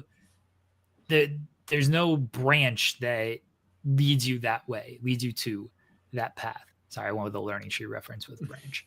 But Josh Alexander would be somebody who could come in and be like, I see what you guys are doing. I'm with you. You guys do what I'm talking about too. Like, let's go in here, let's knock some teeth down, and let's collect gold, and let's build this company into what it was supposed to be. Oh, I think something like that could work. Just if he comes in and he's just great match guy, feels like the real chance he gets lost in the shuffle. Because look what Ricochet needed. Ricochet came in, and that everyone was down on him to start, because it's like, oh, it's just having good to great matches. Okay, cool. Turns heel, gets linked up with Swerve. Ricochet's doing some of the best work of his career. So Alexander needs something like that to have a little bit of staying power past the initial debut. Yeah, I like the idea about the Death Riders. I think that could be interesting. Pile Driver Finisher in the chat says Josh Alexander is a premier athlete. I feel like you very well just you go that way as well, unfortunately, too. Like you never know, like, if he'll wind up in, like, you just don't know. I think we're all in agreement that once again he'll be showcased initially. It's just a matter of like how long will he be showcased for, and what will they actually get him involved in to make him interesting on the show, and will he be a regular part of the shows? I do like the idea of the Death Riders, potentially expanding, whether it's Josh Alexander or anyone else, but I do think Alexander would make sense to be in a group like that. I've been waiting for them to expand or just do something since they've started. Like the Yuta stuff looked like it was going somewhere, and then it didn't go anywhere, and now he's just kind of still a little whipping boy. And then they haven't, the young guys haven't rallied against them. Cope is the guy getting the title shot. I've been waiting for this to pick up a little bit more. And Josh Alexander could be an injection there of, oh, there's someone new added to this mix. And now the Death Riders are stronger. Now who's going to step up and go after them? I like that idea a lot. So I'm happy. I'm happy for Josh Alexander. Like either way, I'm happy that he got. I'm assuming probably a great contract. And I'm also assuming. I know you can ask that of you and me by assuming stuff, but I'm assuming the WWE was probably also interested to some degree. Like I mean, I don't know what his options were. And not just those companies. I'm sure he had options all over the place. I'm sure TNA was interested in him coming back. You know what I mean? Like he was a huge star for them for a long time. So, part of me also feels like Josh Alexander, he's making a decision to go to AEW. So he, for whatever reason, whether he feels good about the money, whether he feels good about the creative, whether it's a mixture of both, whatever it is. I mean, hell, to be completely honest, like I'm not saying this is Josh Alexander's position, but like, let's say you're coming out of TNA and you haven't made the type of money, maybe you've made decent money, but maybe not the type of like big money you've really wanted to throughout your career. AEW makes you a big offer and you're like, hell yeah, I'm taking that. Like that's security for me and my family forever. I'm taking that money and I'm confident in my skills. So if they give me opportunities on TV, I'm going to make the most of that, So I can't fault the guy who does that. It's concerning. Once again, you have a huge roster. It's concerning that he's going to get lost in the mix potentially, but luckily for him, he's ultra talented. So he'll have a chance. And I like your Death Riders idea. I had thought of something like that for him. Yeah, we'll see if it happens. I'm not expecting it, but just throwing it out there. Yeah. Also really quick, spotlights for AEW wanted to mention real quick. First off, interesting pairing with Penelope Ford and Megan Bayne. If you know their histories, they have one connection. Joel and I joked about this. Oh really? Yeah, okay. Because when we interviewed Janela, he's like, "Oh yeah, Megan Bayne's in the car next to me." And we did like an hour-long interview with Janela, and they were waiting for the flight to arrive. And so we joked about, Penelope Ford and Megan Bayne. Joey Janela, they're just going to do skits, and Janela and Kip Sabian are just going to be off like cooking dinner or something. Like, hey, remember when I kissed you on Dynamite? And it's just going to be this.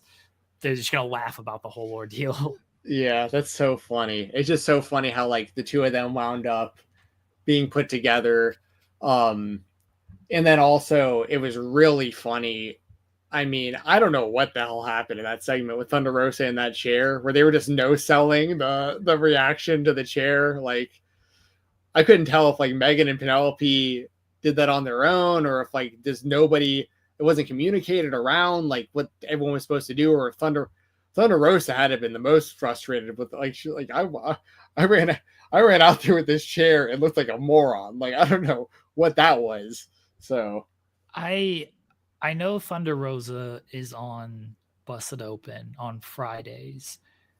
Maybe she'll talk about it. I'll certainly be seeing if she talks about it because, and look, she might not give anything besides a kayfabe answer of, I didn't want to hit her because I was just trying to scare her. And Megan's tough. Megan didn't run. So that showed a lot that she didn't run. But nobody looked great. Certainly Thunder Rosa didn't look great. Like Megan Bayne looked fine. She looked like, all right, what are you gonna do? Hit me with this chair? Yeah, cool. They literally like laughed in her face. Yeah. But yeah, Thunder Rosa did not look good there. And I don't think the plan was for Thunder Rosa to look like that. I agree. That's why I was very confused while I was watching that. I mean, if anyone, it made Penelope and Megan look badass because they not only didn't flinch, they were laughing in her face, and Thunder Rosa kept like going up to them like she was going to do something and then backing off. So yeah, that was very strange. Then the other thing I wanted to bring up real quick, AEW related, something that rules, the ops. I love it. I absolutely love the ops. Like, okay. I already liked the pairing of those guys, or the trio of those guys. Like, I've always been a Shibata fan. I've always loved Samoa Joe, and I was pretty early on like memeing about Hook, before we had ever seen him wrestle, standing around with with the chips and everything. But like, I like all three of those guys a lot. I like that they have a new theme song, that like they're actually like presenting themselves as like a real group now, and I like the name too. Like it fits for whatever reason. Like Samoa Joe has always been that type of vibe, like just to begin with. Like I don't know. I liked it a lot, and it kind of, Joe's another guy I don't want to see get lost in the mix because of who he is and how much he's accomplished in wrestling and in AEW.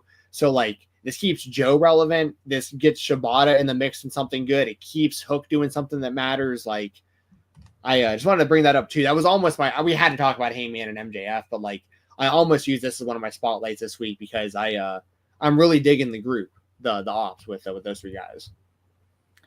I will be more sold on the ops. And look, I love Samoa Joe. Shibata, it's great that he is still wrestling. And I think there's a lot more potential in Hook than they're doing right now. I will be satisfied with what the ops do when they do something substantial. Beating a trio team that always gets beat it just feels like they're kind of in the same spot they were, which was a feud with Chris Jericho that lasted for 20 years. And then Samoa Joe didn't even care to go after the man who put him through a wall on a forklift when he returned. So I would like something substantial for the ops because I really do like the group as well. But them kind of feuding with Christian doesn't do a whole lot for me. I view this more as just like almost like a reintroduction of the group. Like this is just kickstarting what they're gonna do. And look, I hope that's the case. I do hope that they do more. Like I think they could be viable trios champions if that's where they decide to go with them. No, we shall see. Yeah, but Toni Storm did have a legit spotlight. That was a great monologue by Toni Storm. Yes, it was. She rules. Congratulations to her for regaining the Women's World Championship. She won with the largest package anyone has ever seen. Yeah, that was really funny, her talking about that. I was hoping she was just going to do the vagina monologues as like her own promo. That's funny. That would have popped me. Yeah, I mean, she could get away with it. It would work. Yeah. All right, Indie Spotlight. I'm going to give a big motherfucking shout out. You almost had it, Jensen. You almost had it. Mm-hmm. Alex Price. He went to the finals. He was in the finals. The JCW Jersey J Cup. The second straight year, Masha Slamovich won. Yeah. Whew, I mean, y'all know I love Masha, but I was disappointed that Alec didn't get the job done. Partly because, of course, I did choose him as my pre-tournament pick, so I was hoping to get that right, and he came so close. I call it a good bit of the tournament pretty well in the predictions. There was a scary moment with Leon Slater and Drew Parker where Leon Slater, I'm not blaming either person, by the way, it's just a freak accident, but like Leon Slater did like a spinning release Blue Thunder Bomb, and Drew Parker, like, I don't know if he got a concussion or got knocked out or exactly what happened there, but that match ended prematurely. So thoughts are out with Drew Parker because I don't know how hurt he was, but it was enough that it was pretty scary there for a second. But outside of that, like the actual tournament itself, I thought was, it was a really good tournament. I would have liked to see Alec Price win, but I do think that there's something really cool about Masha winning the tournament last year, beating the former champion Jordan Oliver to win the title, defending it this whole last year on JCW and GCW shows, and then running the whole tournament this year, retaining in the main event. And she did have to retain throughout the whole tournament too. Every match was a title match. So, I mean, it's very cool to see for Masha. But as a Garbage Daddy fan, as having Alec Price on the show that week, hyping up the potential W, I would like to see Garbage Price get the win, but he had a great showing in the tournament. And that also was a rematch. Last year they were in the semis against one another and Masha beat him. So maybe long-term story. Eventually Alec will get the win on her eventually, maybe. I still want to live in a world one day where the Garbage Daddies are the tag team champions, Alec Price is the JCW champ, and Cole Radrick is the GCW champ. But we'll see if that ever happens. Also, it was great to see Alec throughout the tournament. Like he was very vocal about how this was his year, and like even his friendship with Cole Radrick like was secondary to how much he wanted to win the tournament and stuff like that. And like Alec made it a really big deal. Like he really wanted to win this thing, and he came so close. I thought he had it, but at the end of the day, once again, congratulations to Masha Slamovich. Masha rules. Not taking anything away from her. She is fantastic, and she still, of course, is the reigning defending TNA Knockouts champion. She's one of the best wrestlers, regardless of gender, in the entire world right now, in my opinion. So it was great. It was a great tournament. It was a very good tournament, and I was surprised to see Masha retain.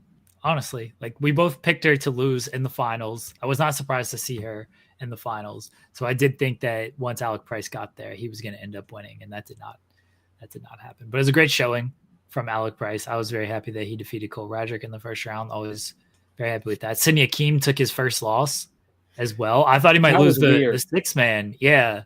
I thought he might lose the six man, and he didn't. He actually won the six man, but then took the loss to Alec. Yeah, I wanted to talk about that real quick too, because that was a really weird finish, because Alec hits multiple surprise kicks on Akeem, and then the referee, he covers Akeem, and the ref counts to 2 and then says that Akeem is knocked out and awards Price the win, which I don't know if like Alec wasn't supposed to cover him, or like if the ref wasn't supposed to count. I don't know where the disconnect was in that, but like the obvious goal was they wanted to, I'm assuming they were trying to keep Akeem from being pinned or submitted. Yeah. So he was going to get knocked out, but it was really weird finish to like count to 2 and then be like, oh, he's knocked out instead of just counting to 3. That was very, very weird, especially because not long before that, we had also seen the situation that I just talked about with Leon Edwards and Drew Parker, where like it was the same kind of thing where the ref counted to 2, but realized Parker was out and then called for the bell. So that was strange. And also the crowd was really behind Alec Price the whole tournament. Like he was getting a big reaction every time he came out. It seemed like the crowd really wanted to see him win. Masha's still got a great reaction for winning. I mean, Masha's still very, very over. I don't want to take anything away from her while I'm talking about this, but everything felt like it was Alec's year this year. And, but hey, it's going to make it a bigger deal forever. Eventually beats Masha for that GCW title. Next up is going to be Matthew Justice, so that should be a good one. Jeremy is muted. Oh, okay, it's just me. I don't even remember what our other indie topic was. We have an interview coming up that you guys are about to hear. Let me see if I can pull up what we were supposed to cover today, because I can't remember what. Oh, it was Joey Janela and his injury. So the other indie spotlight, we talked a little bit about Joey Janela just a moment ago, but Joey Janela is out with injury. His I don't have the exact diagnosis in front of me. I have Jeremy coming back. Okay. What was the exact diagnosis on Janela's injury? What in his arm exactly? He had a ruptured tendon that he suffered at the GCW Rumble weekend when they were in Indiana. That's when he suffered it. And then he worked through it against Paul Walter Hauser. And then he was planning to work through it through WrestleMania weekend against Sabu, because that's Sabu's last match. And then apparently it got worse against Atticus Kogar, and he just had to full on go get surgery. And in storyline, as far as like on GCW TV, Atticus is basically the reason that Joey's going to be off TV for a while, or at least recovering from injury, because they basically did a thing where Joey came out with a sling on his arm after the after Atticus's match. Well, no, him and Atticus wrestled. Then the next round it was Atticus and Akeem. Yeah. No. We're just talking about Akeem and Price. Yeah, it was Atticus and Akeem. Yeah, Atticus and Akeem was second round. Yeah. Okay, that's right. Because Atticus attacked Akeem after the match also. Yeah. And then it led to Akeem versus Price. Yes. Okay. But after after that match, Joey came out and he had a sling on his arm and he attacked Atticus, but then Atticus wound up getting the better of him and he grabbed the skewers, and normally he puts them in people's foreheads. This time he put it in Joey's arm, like in the injured arm, and that looked brutal, obviously. I think he beat his arm with a chair also and stuff, like smashed his arm with a chair. So, and that makes sense too, because that'll be something big for Janela to come back to when he's recovered, because they've already got a lot of meat on the bone there with like the build up to Hammerstein with Atticus and Megan Bain and that kind of stuff. And, obviously Janela was involved with that. And now Janela's been taken off TV and injured by Atticus. So he'll want revenge when he comes back. So, it's going to be strange not seeing Joey Janela wrestling for a little while because he's so active. But, I'm glad he's going to do what he needs to do to get recovered. But I hope he's able to make it back for the Sabu match. So it's supposed to be Sabu's retirement match also. Yeah. Well, do you know what the date on that was? It's WrestleMania weekend, so April 19th, 18th, whatever it might be. Yeah, mid-April, pretty much. Yeah. I mean, I feel like if anyone can do it, it would be Joey, because I don't want to like speak this into existence for his own sake, but I feel like even if he wasn't ready to come back, he would do the match anyways. Like I just feel like I think so too. Yeah, I 100% think that as well. Like it felt like he wanted to do the J Cup because it's a big tournament that he's always kind of done. I know he has a lot of love for JCW and GCW, just the tournament in general. And the story with Atticus made sense. And then obviously he wants to do the match against Sabu. I don't know how many bookings he was going to take past that. Not past that in past WrestleMania week. I do think he was going to get surgery after WrestleMania week. I don't know how many bookings he was going to take like leading up to that, because he suffered the injury and then he'd already been announced for Jacob and the Paul Walter Hauser match, which again, probably another match that he wanted to do given who he was wrestling and it being a street fight in Seattle and everything. And that was a big show for Defy. So I don't know if how many booking he was going to take like past the Jacob to the Sabu match. Yeah. The match, we talked about it briefly last week, but the match with Paul Walter Hauser was really good. Like it was very solid. And Janela got beat up in that one too. So, and Paul Walter Hauser gave Janela even like extra credit after the match on the mic and was like, if your arm wasn't injured, I don't think I'd be able to beat you. But, had to do my best while I had a shot pretty much. And he wound up getting the win. For those of you who don't know, Hauser defeated Joey Janela that night. Janela sold the hell out of that flatliner move that he does. But yeah, it'll be good to see Janela back when he's back. I'm sure he'll still be involved in some way, shape, or form when it comes to the GCW or the world of indie wrestling while he's injured. I feel like he's the kind of guy who can't completely step away, loves it too much. All right. Anything else? No, that's pretty much it. I do have to drop off. I won't be here at the end again this week for the sign off, but I hope everyone enjoys the interview you're about to hear with the New South champion, Tyler Franks. Great interview, in my opinion. Great to have him on the show. We've had a lot of people from New South on the show over the years. And like, for instance, we had his former tag team champion partner, Hunter Drake, on the show a while back. We talk about Hunter quite a bit.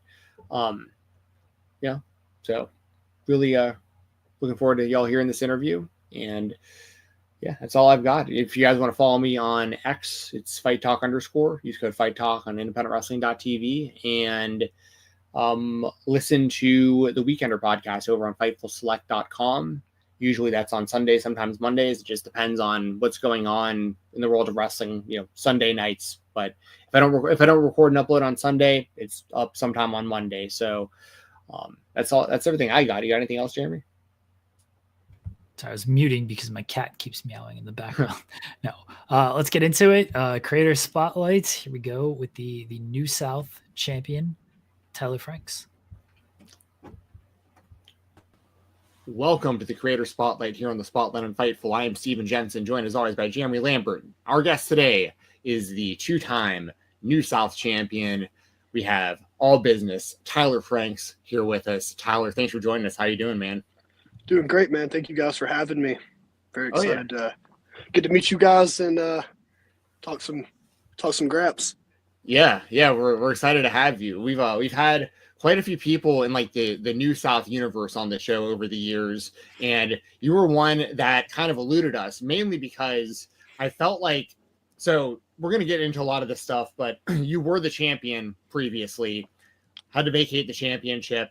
Hunter Drake wound up becoming the champion. He's held the title multiple times, and you guys obviously have a long history with one another.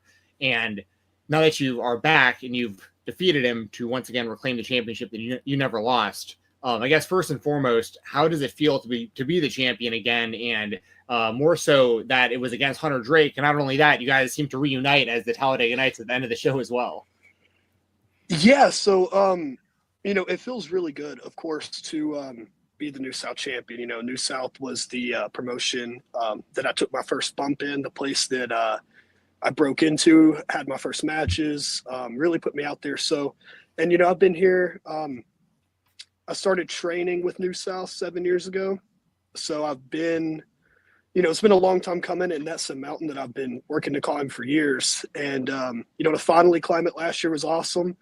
And then obviously to lose it due to injury out of my control is something that sucks. And it is, it's one of those obstacles that can make or break you.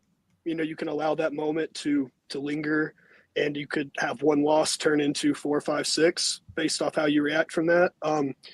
But it was really sweet to climb that mountain again. And of course, to do it against my former tag team partner, Hunter Drake. And, every time we get in the ring together, great things seem to happen, whether on the same team or across the ring from each other.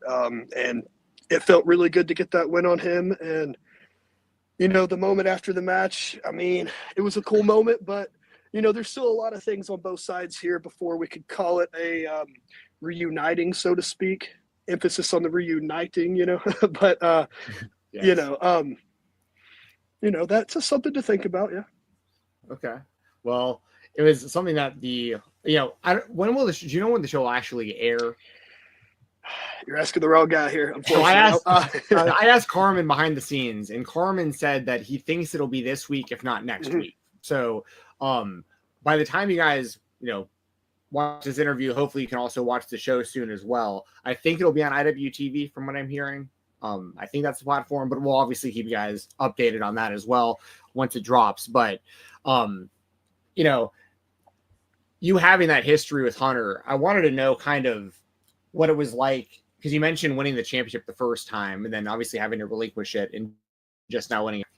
What was it like? Because it was like you guys had two pretty different trajectories after the Talladega Nights broke up. Like Hunter Drake went on and got the Humong Gold like pretty quick. Like he became the champion, and the company kind of like focused him really heavily. And not to say that you had to restart like completely, because you guys were very, very over as the Talladega Nights as a tag team, but it felt like you had to like kind of reclimb the ranks throughout that process to eventually get that championship that Hunter got kind of quicker. What was it like kind of seeing the trajectory of you two guys, and then kind of where you're both at now, where you're kind of back on like that same level, if that makes sense? Yeah, no, I get it.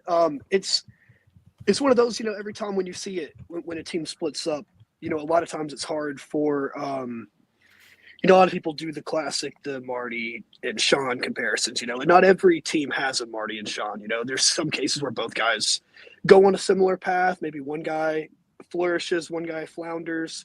Sometimes both guys flounder, but I think it was one of those when you get brought in as a tag team, and that's all we really knew for a while starting there. We came in together.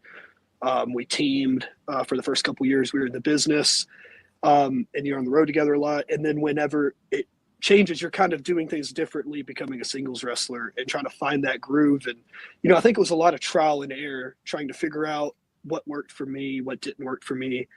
And, that really, talking about almost kind of restarting, I had that moment early last year. For me, all the people that know me know that, I was really struggling in wrestling and in kind of life at that point. And I was kind of thinking I needed to step away, because not that I think I can't do things. It's just I feel like I should be doing these things at a high level, and I'm not at that high level that I want to be.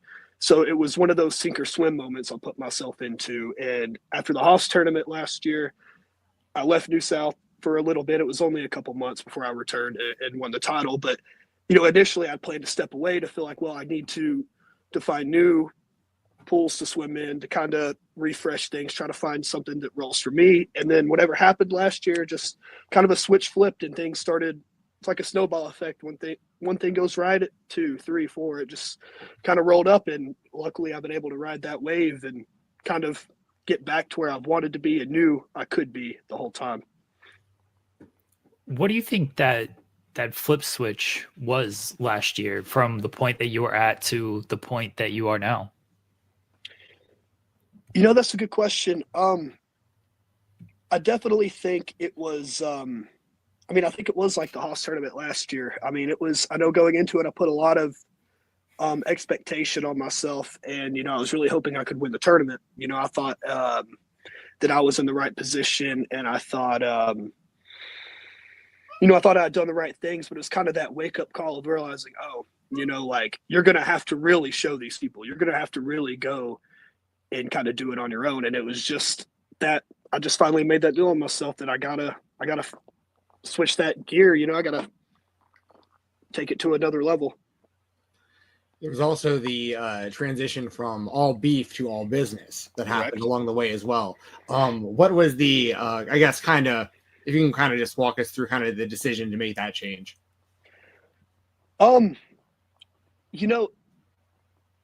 At the time, New South, Derek Neal was the main player, one of the top players in the game at the time. And it was one of those, it came to me, the group with the cortege, and to kind of take myself from the white meat baby face that everyone loves to that kind of despicable, always trying to be one step ahead, even if he's not in his head, character, and just kind of that opportunity to be more, less about the theatrics and more about the being all business, just getting the job done, strictly business. Okay. I have a non-wrestling question to ask that kind of relates to the former moniker. Being all beef Tyler Franks, are you a fan of one Joey Chestnut by any chance? Oh, I love Joey Chestnut, man. He is a funny story though, because right now I live in the East Tennessee area, close to Knoxville, and there was I believe it was like a bologna eating contest or something they were doing at Knoxville, and Joey Chestnut was competing. It was him, Glenn Jacobs was competing, and then it was sponsored by the Major League Eating or whatever that group is. So I tried to register to join, but I was like a week or so late to get in. But I was going to try to compete and see. I figured I wouldn't get close to competing with the GOAT, but just to be on there, I thought would have been cool. But yeah, I'm a huge fan. That's awesome. I've had the opportunity to meet him in person twice. He did a macaroni and cheese eating competition and a taco eating competition. And what was so funny about it was both times after he ate, like he broke records in both of these foods in front of my very eyes. And then he walks off stage. No one's really like paying attention to him, which is kind of like the show was over, and he just like walked to like a tent and started eating Fritos bags. Like he was still hungry and he's eating and I walked up to him and started talking to him, and he was literally one of the coolest human beings I've ever talked to in my life. Like he's down to earth. I mean, it's funny because we're talking about a guy who slams hot dogs, but at the same time, like he's the best of all time at something. Oh, it's unreal. I mean, he has about as many world championships as John Cena, if we're being honest here. And what he's done, I mean, it's incredible though, because not any regular person can eat like more than 5 hot dogs in one sitting without feeling like they've overdone themselves, and he's doing that in 30 seconds. Yes. And it's unreal. My favorite clip of him was, I think it was a couple years ago. at the 4th of July contest when somebody ran on the stage and he's like mid hot dog and throws him in a headlock. Looks like he was just it just keeps going, and he won comfortably. Just unfazed is the GOAT. Yes. Do you have a record for hot dogs since you were going to enter this competition? Were you training at all for it? So no, I've never personally seen how many I could do, but I know I could put down a lot of food in one sitting. I'm a big fan of eating big meals, so I don't know. I didn't think I was going to win, but I definitely was. Thought I could put a mark in it. I think I wouldn't have came last. I'll put it that way. What's your favorite kind? It's of a different food? animal when you. Sorry, I had a lag. Sorry about that. Oh, you're good, bro. Oh yeah, my internet's been messing up. I might have to change it here in a second, but I will say it's a different animal when you have to do a competition. And I say this as someone who has been in one unofficial eating contest. I think I can eat a lot just sitting and be fine, but then being in the competition, completely different thing. It's nope, this is not what I thought this was going to be at all. No, I think I did one. It was an eating contest, but it wasn't an amount you could eat at one time. It was so Action Wrestling did a show at the Hot Sauce Festival this year in the Nashville area, and I was injured at the time. It was a couple weeks after I'd injured my elbow, and I was out there, and they were doing they were donuts, and I was hungry. I was like, oh god, they eat these donuts. I looked at the competition, and I was like, man, I want to compete. And I was like, I think I could beat these guys. So it was 4 donuts filled with Carolina Reaper jelly and sprinkled with Carolina Reaper dust, on the top of it, and basically who could eat the 4 donuts the fastest. And that was a bad call on my part going into it. Yeah, that sounds awful. You slam the first one, and you're kind of trying to go quick, and it ain't too bad. But then you're about midway through the second, and you start to feel the heat, and then the jelly is just. And then you eat the second one, and you're on the third one, you're like, oh man, why am I doing this to myself? And I look over at the guy beside me, and he's already on his 4th. I was like, oh, if I'm not going to beat him, why should I put myself through all of this? I kind of ate most of the third one. I was like, I'm not going to eat this 4th one. I'm not beating this guy. But that was a fun time. That's what happens to a lot of the competitors, against Chestnut in these competitions. Eventually they just realize, why am I even still doing this? He's so far ahead, and everyone just turns and starts watching him. I always at some point, everyone just starts regretting. If I'm not going to win this thing, why am I still eating this? I need to stop. It's so funny. I totally lost my train of thought. Oh no, I was going to ask you. You said you like to eat really large meals. What's some of the stuff that you like to eat the most? Oh man, so I'm pretty consistent on what I eat. I eat a lot of the same things. I'm a huge fan. I love steak. Steak is clear cut my number one favorite food, but it's a delicacy. You can't eat it every day. I'm a huge fan of hibachi food, the Japanese hibachi chicken, steak. Do you do shrimp sauce? The pink sauce? Oh yes. Yeah. Gotta just smother that baby in it. I'm a big fan of my weakness foods are donuts, cheesecake. Cheesecake's number one dessert for me, hands down. Pizza's tremendous. Chicken, specifically Chick-fil-A, the chicken nuggets. Today I ate 20 chicken nuggets. They're tremendous. Dude, I could all day, man. I could just do so much food I could eat. I will say, while I was hurt, there was one day I'm a huge Alabama football fan too. That's where I was born and raised. So Alabama was playing LSU, and I was like, I'm just gonna relax. I'll eat a pizza.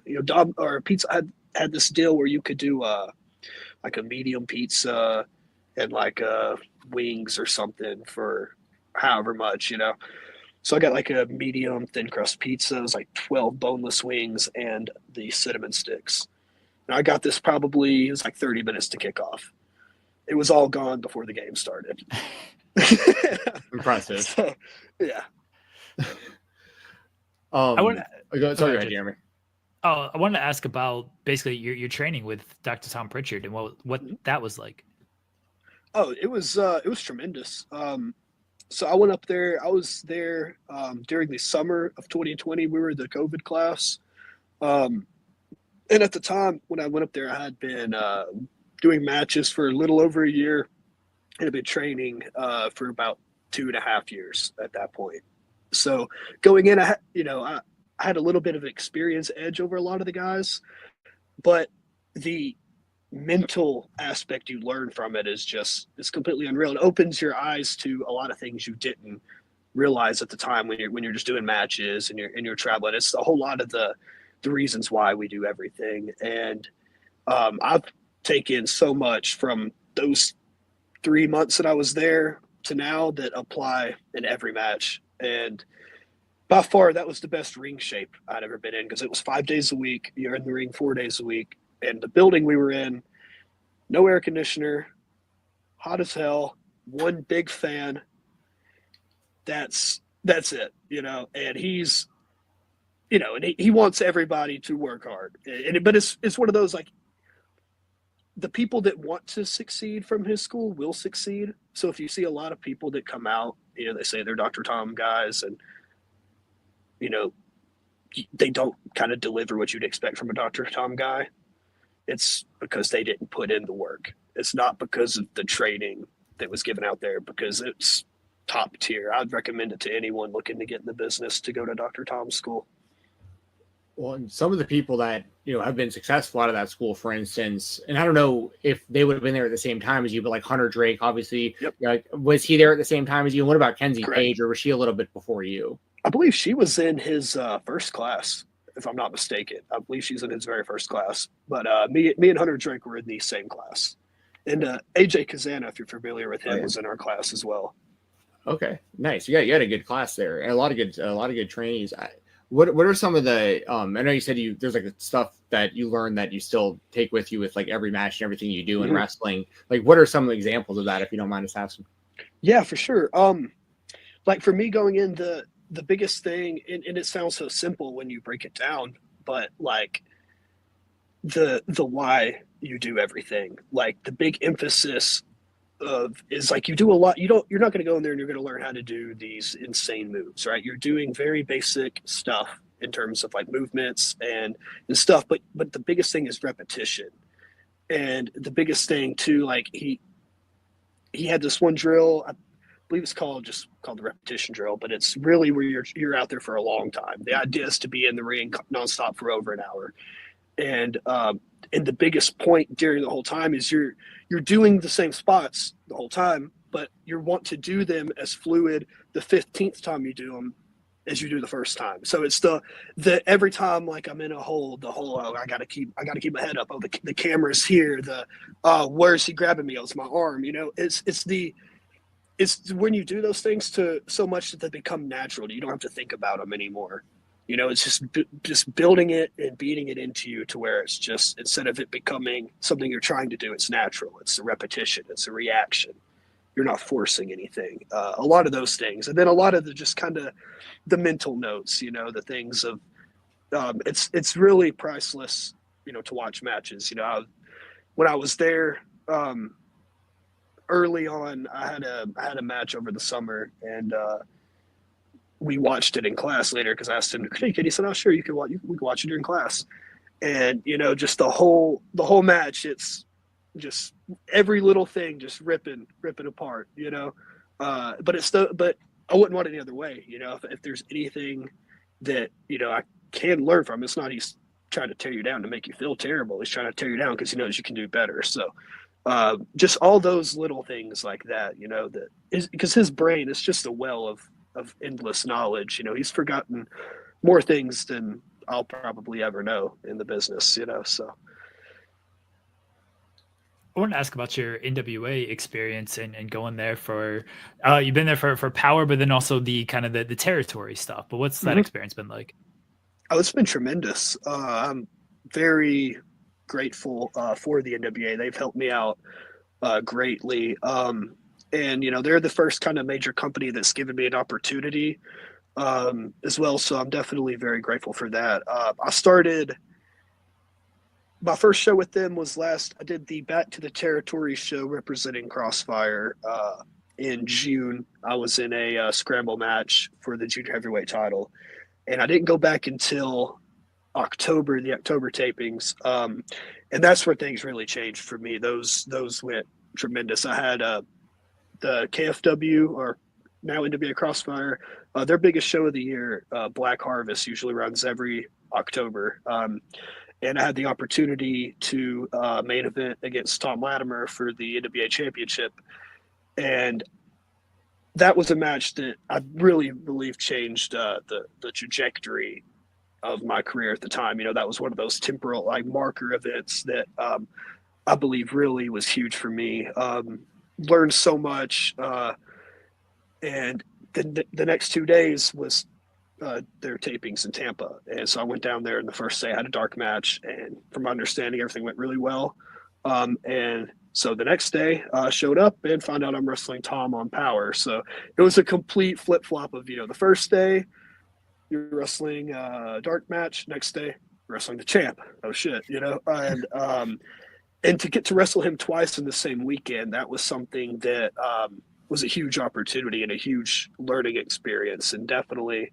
Oh yeah, you're muted. Okay, sorry, I was getting a phone call. You're okay.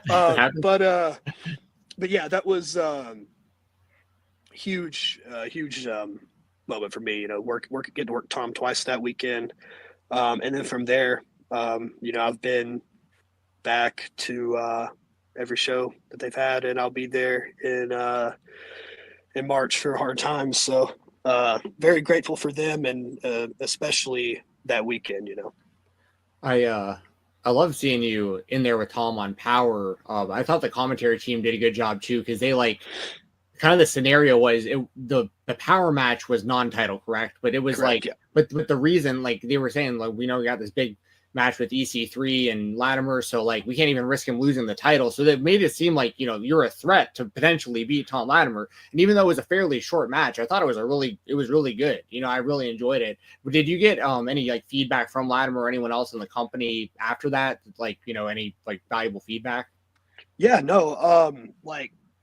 Tom Latimer is one of the greatest people I've met in the business so far in terms of that. That weekend, he had a lot of things I was very grateful to hear from him. Somebody that growing up, I was a huge fan of TNA growing up, big fan. And so to me, to get to work with the guy that I watched, 10 years ago to now, it's for me, that was a huge kind of full circle-ish moment. And to hear someone that I looked up to like that kind of look at me in a light that, I wasn't familiar that other people looked at me in, so to get that kind of feedback from guys like him and, encouraging words from guys like Billy and other people, that's something that really kind of lit that fire in me that, oh man, I do belong here. I do belong at these places. And, it was cool that weekend. I showed myself that,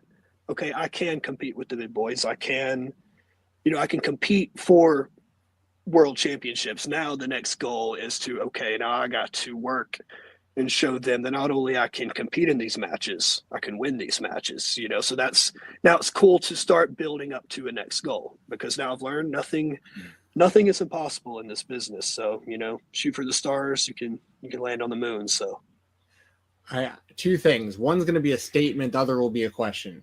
So the statement I've got is the NWA, one of their biggest fumbles was not going with Derek Neal when everyone was talking about Derek Neal to the NWA.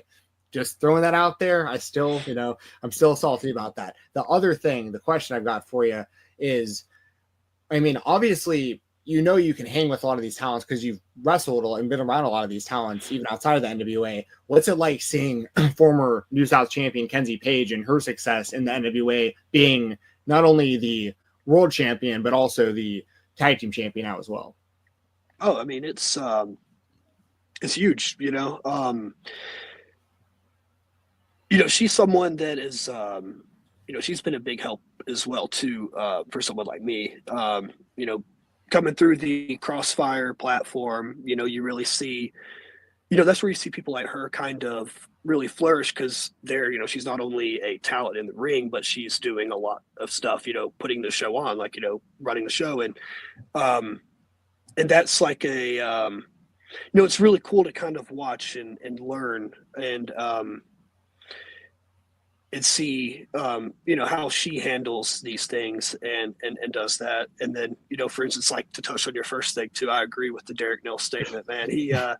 He's tremendous talent, and wish him a speedy recovery, and definitely would have loved to seen him on the NWA platform. I think he would have fit like a glove in any major platform, to be honest. But yeah, she's one of the young goats of this business. Yeah, I just, for what it's worth, I think I've said this 1,000 times on this show and my other show on the Weekender. I'm always talking about how I honestly think that Kenzie Page is the most valuable commodity that the NWA currently has, like, regular access to. Like, I like that they have the way that they built her to, well, almost knocked my stuff over. The way that they built her to defeat Camille for the championship. The way that they've really focused on her as like a main focal point of the show going forward. And I just, I think that she's very, very special talent. So, yeah, it's cool seeing the trajectory of people that because I knew her a lot from New South prior to the NWA. So it's cool seeing that you're, there more often now as well. Yeah, definitely. And I really appreciate that as well, man. Oh, absolutely. What was it like seeing the feedback from somebody like Cabana Man Dan and saying from the the 3 stages of hell match, I should say, not so much 2 out of 3 falls, but seeing his feedback and him saying like, yeah, these are top guys now, from bump guys to top guys. Oh man, it means a lot. Like Dan was one of those guys too that was very integral early on in my career, of being one of the first people to offer me to hop in the car and go on these trips and try to help me get booked and really learn the experience of being a independent professional wrestler. And he's another one of those guys, this one of those hidden gems characters that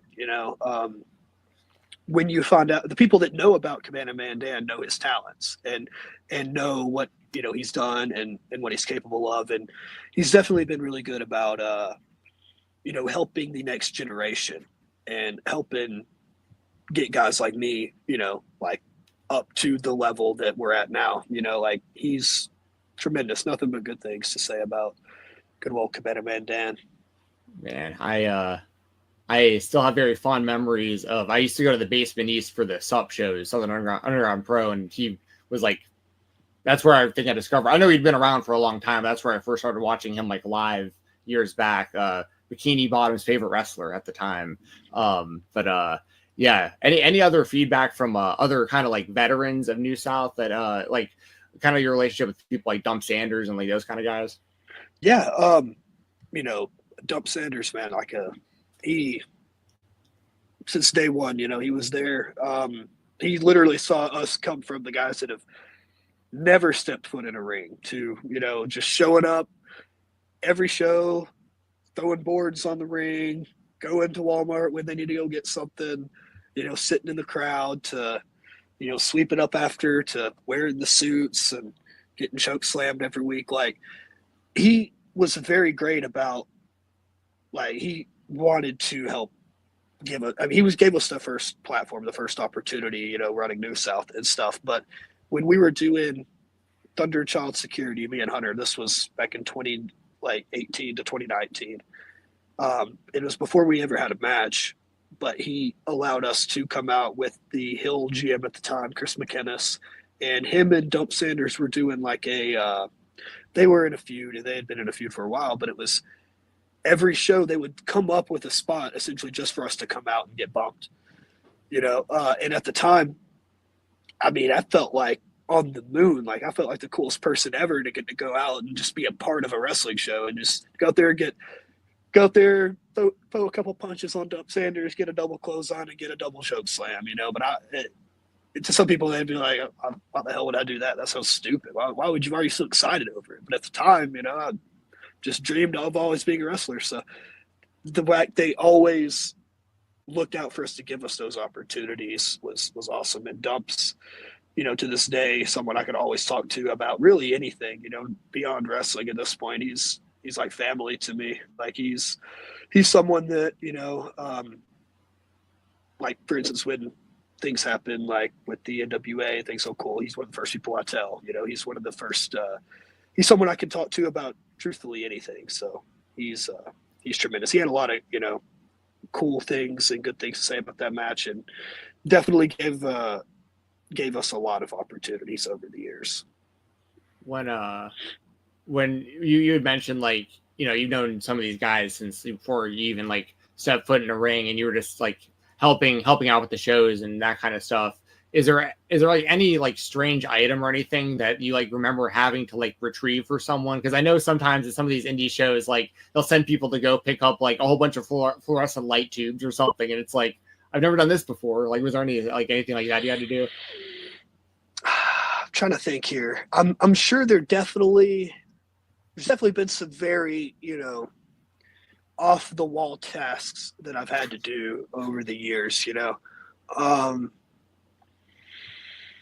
I can't really think of any off the top of my head, but I know one of the coolest, I guess at the time, experiences was this was when I was like 2 or 3 months in, and I was hopped in the car with Cabana Man Dan and Donnie Primetime, and I went up to GCW for the weekend, and they were doing the Wombat show in Tullahoma, and this was 2019, and I remember being out there in the back, and that was the first time I'd been at a show of like that caliber, and I didn't really understand what's going. It was like the dub on like old Memphis wrestling and stuff like that, and it's I didn't really quite understand. And I remember being in the back, and Nick Gage walks by and was asking like, "Hey, has anybody got like a pack of like wraps? Like the Swisher Sweets?" And I was like, "I got plenty," So I was like, "I can hook you up, man." And I just remember at the time like being able to just assist someone like that on that. I was like, man, I feel like I at least provided some value to the show tonight. I love that. All right, you might get a kick out of this. You mentioned Donnie Primetime. This is the reason I'm bringing this up. But my brother, he's not like a wrestling fan, but he watches so much wrestling like because he's around me. Like he doesn't ever watch it on his own, but like he knows more about indie wrestling than like that, way more than like the average person. And one of the funniest things ever to me was my brother was more familiar with Kung Fu Janela and like didn't like he thought when he saw Joey Janela that Joey Janela was ripping off Donnie Janela, and I thought that was like the funniest thing in the world. That's tremendous. Yeah. Go ahead, Jeremy. Sorry. I want to ask about a former opponent that you had, and you're free to bury him if you would like. Well, I think he kind of sucks, but Cole Radrick. Cole Radrick. I like Cole Radrick. We had a good match. I've only wrestled him one time. And it was the GCW New South show. I believe 2023. I've been on a few shows with him, but I've never, I haven't talked to him in quite a while. But, we had a really good match. I thought it was solid. I think it was one of those I wanted to do a little more at the time. Like I thought I could have done a little better. But I was proud of it. It was probably Cole's fault. Whatever. I'm sure. Yeah, I'm sure your part was good. Anything that went wrong is his fault. It's fine. No, I don't know if this is a trap or not. No. Cole is like almost like regular third mic on our show. Like he's on here with us all the time. So we're just joking around. Like yeah. He wants to put me through a table. Yeah, he wants to put me through a table. So like I got a little bit of heat with him.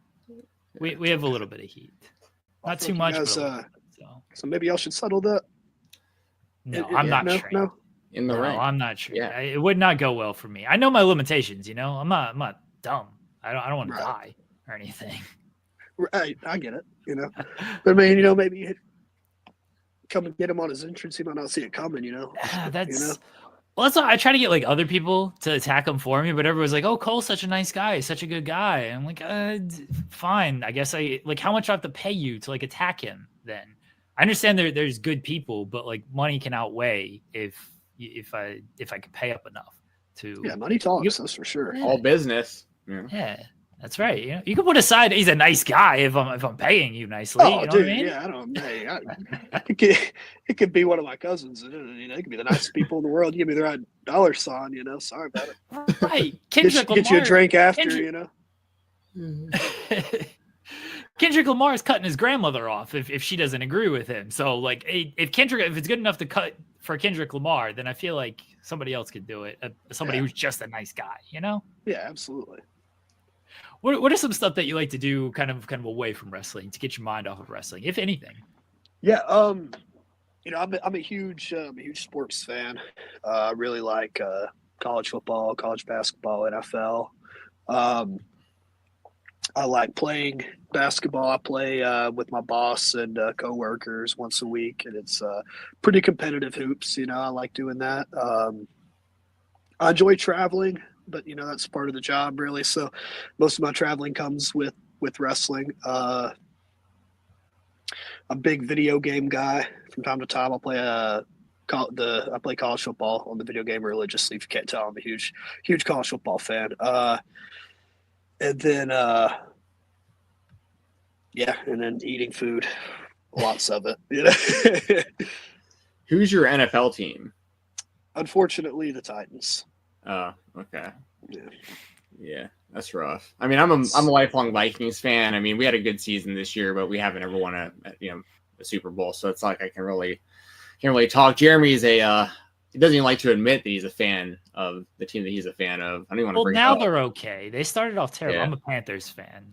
Why would I admit that to start this season? But Bryce Young turned it around, though. Bryce Young turned it around. So I'll fully admit it now. If he gets a little bit of help, you know. You're an Alabama guy. Yeah, so. I love Bryce Young, man. You know, I think he definitely had a very slow start, but I think they put a lot of pressure on these rookies these days to excel so quickly.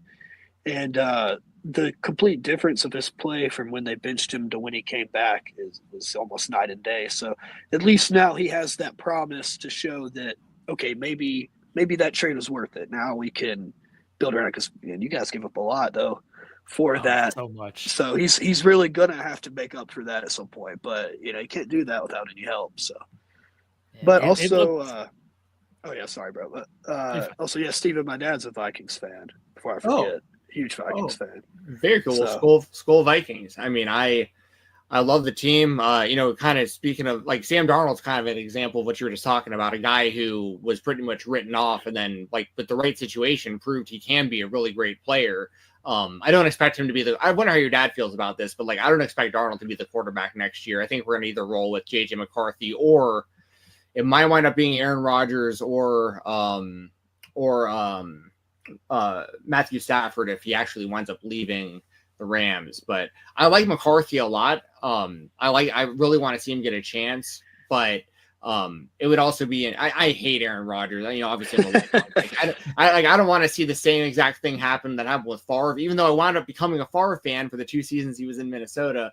But like, it'd just be too wild to see that happen again. But do you have any idea how your dad feels about that stuff as a Vikings fan? Yeah. I know he's not too sold on McCarthy, you know. The thing with Darnold, I guess he put himself in a weird position because he was like a rental, but then he played so good that, dang, do we pay him? And if we don't, somebody else is going to. Do you tag him? I think the Aaron Rodgers move, I don't know if that would be the right move, but it would be funny to see him fulfill the same path as Brett Favre. Yeah. I know, like, a funny story, though, about my dad and the Vikings was that year the Vikings went to the NFC Championship with Favre. I remember for Christmas, he got this super nice Brett Favre jersey that, was nice, You guys go to the, obviously what happens in the conference championship game happens, and I remember the game ends. He didn't take the loss very well. And I remember going outside, and there's his brand new Brett Favre jersey in the fire. Just withering and just melting away.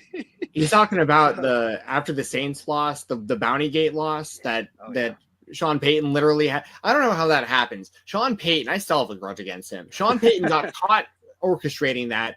He was suspended the entire next season, and he's still coaching in the NFL to this day. How does that happen? Yeah, a lot of these things are weird, man. It's and then like college football too has a lot of weird things with the penalties. Like they'll like some of these teams will get like severe sanctions or whatever for like recruiting violations or something, but like Michigan gets like blatantly caught in the sign stealing scandal, and there's a whole documentary about it, but they're probably not going to get punished at all, you know, and if they are, it's just going to be some variation of a slap on the wrist, you know? So, you know, Yeah. I don't know. These things are weird. Yeah. And then like Josh Gordon in the NFL, like somebody could like catch a domestic violence charge and be able to play like in the same year or whatever, but then he, you know, smoked some weed and they're like, oh God, this man can never see a football field again. So, you know, it's weird. It is. Before we let you go, Tyler, one thing we ask everybody is, what is the coolest thing in your room? To be honest, I don't really have anything super cool in my room at the moment.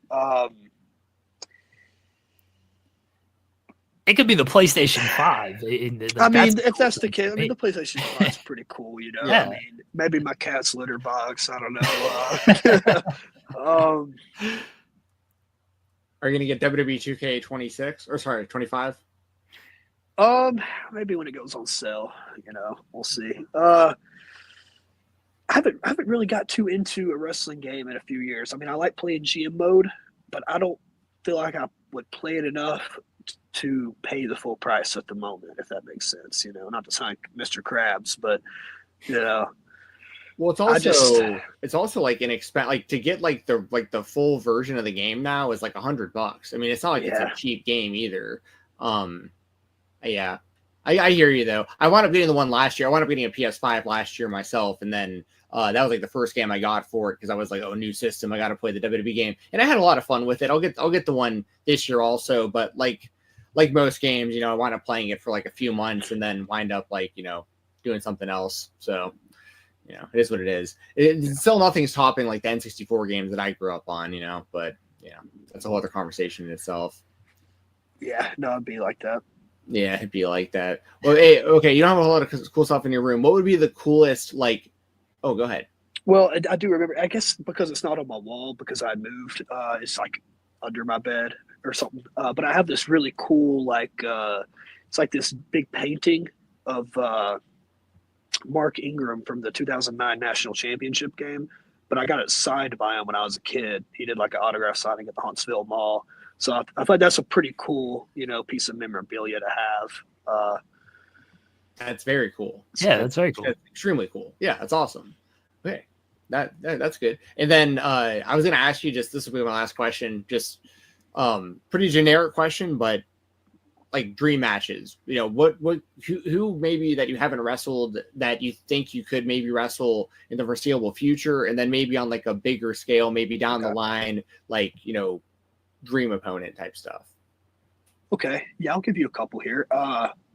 For me, the ultimate dream opponent, like if we're gonna dream as big as we could dream here, for me would be Randy Orton for sure. He was the first ever episode of Monday Night Raw I ever watched was the episode where he pulled Cena's dad out of the crowd and punted him. And I remember just instantly being like, I ran outside, opened the door, I was like, Dad, he just kicked Cena's dad in the head. You know, I was just so like just so shocked. And it just ever since then, you know, I was the biggest Randy Orton fan. So him, and then trying to think of some people here maybe on the indies. I know one that I would really like to have at some point. I'd really like to work with Jonathan Gresham.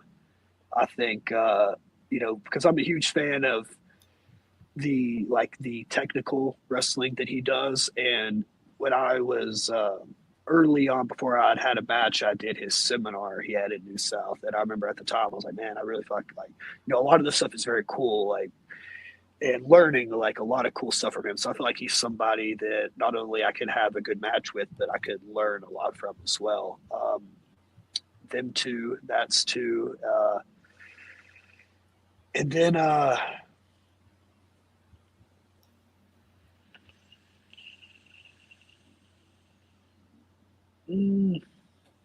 man, there's so many people, man. Yeah, I want to wrestle so many different kind of people here. I don't know, but it's one of those like it's like I guess like a a common question, but it's also one of those like if you really think about it. It's like, And also like, yeah, but that's exactly it. Like I was trying to think also, and I'm like, who haven't you wrestled that like I really would want to see you wrestle right now? And then obviously you versus Randy Orton, that'd be very cool to see one day. Well, we'll keep that one noted for if and when that ever happens. So yeah, so I'll go ahead and put that out there, like, hey, New South, that's I got that championship back. Actually, it's not far from me. Else I got it. Oh God, I'm about to drop. That's one of the coolest things in your room. You've got plenty of yeah, cool there it stuff is. in your This one takes the cake right here. Can't fit it all in the camera, Yes. But I got this. I would definitely love to put it on the line against him whenever. And then anybody else that wants it, if anybody considers me a dream match or a cool match to have, come take your shot, the market's wide open. Well, Tyler, we appreciate you joining us here tonight. Let everybody know what you got coming up and where they can find you at. Yeah. So you can find me on Instagram and Twitter at AB_T Franks. Facebook is just Tyler Franks. This weekend coming up, I got New South Flowtown Showdown on Saturday. Me and a mystery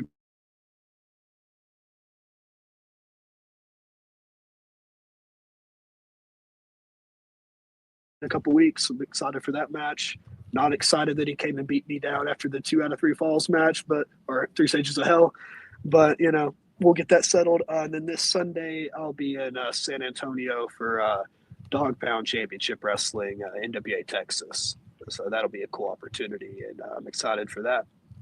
I also wanted to mention real quick, everyone to stay, keep a lookout on the social media for New South, because they have been making a lot of announcements for the Haas tournament coming up. So, I'm very much looking forward to that. One of my favorite tourneys of the year, the Heart of the Southern 16 tournament. So. Yeah, definitely a tournament that I always get excited about every year. And this year, obviously, I'm not competing in it because I'm the champion, but it'll be very cool to not stress about trying to win the tournament and get to relax and watch those guys. And hopefully I can tear down that wall that weekend as well. So you almost did it last year, made it the finals. Yeah, I know. So close, man. So close. But yeah. So, dual ends of the swords. Sometimes you can't have your cake and eat it too. I guess I'll be happy being the South champion. Well, Tyler, again, thank you for joining us. And guys, we'll be right back here on the Spotlight. We're back. Big thank you to Tyler Franks for joining us in the Creator Spotlight. And yes, as we were, that interview was airing, The Rock, he's going to be on SmackDown. There you go, folks. The Rock is going to be on SmackDown tomorrow. Who knows what's going to happen when The Rock is on SmackDown? They sent out a whole press release for this thing. Joel and I will have a lot more to say about it on In the Weeds tomorrow. That's 10 a.m. Eastern. Everyone check that out. We're gonna drink the mana on tomorrow's In the Weeds. So tune in, hang out with us tomorrow at 10 a.m. Eastern. Myself and Joel on In the Weeds. Appreciate everybody hanging out with myself and Jensen here tonight. Hope everyone has a good rest of your evening. We'll talk to everybody tomorrow on In the Weeds. Bye, everybody.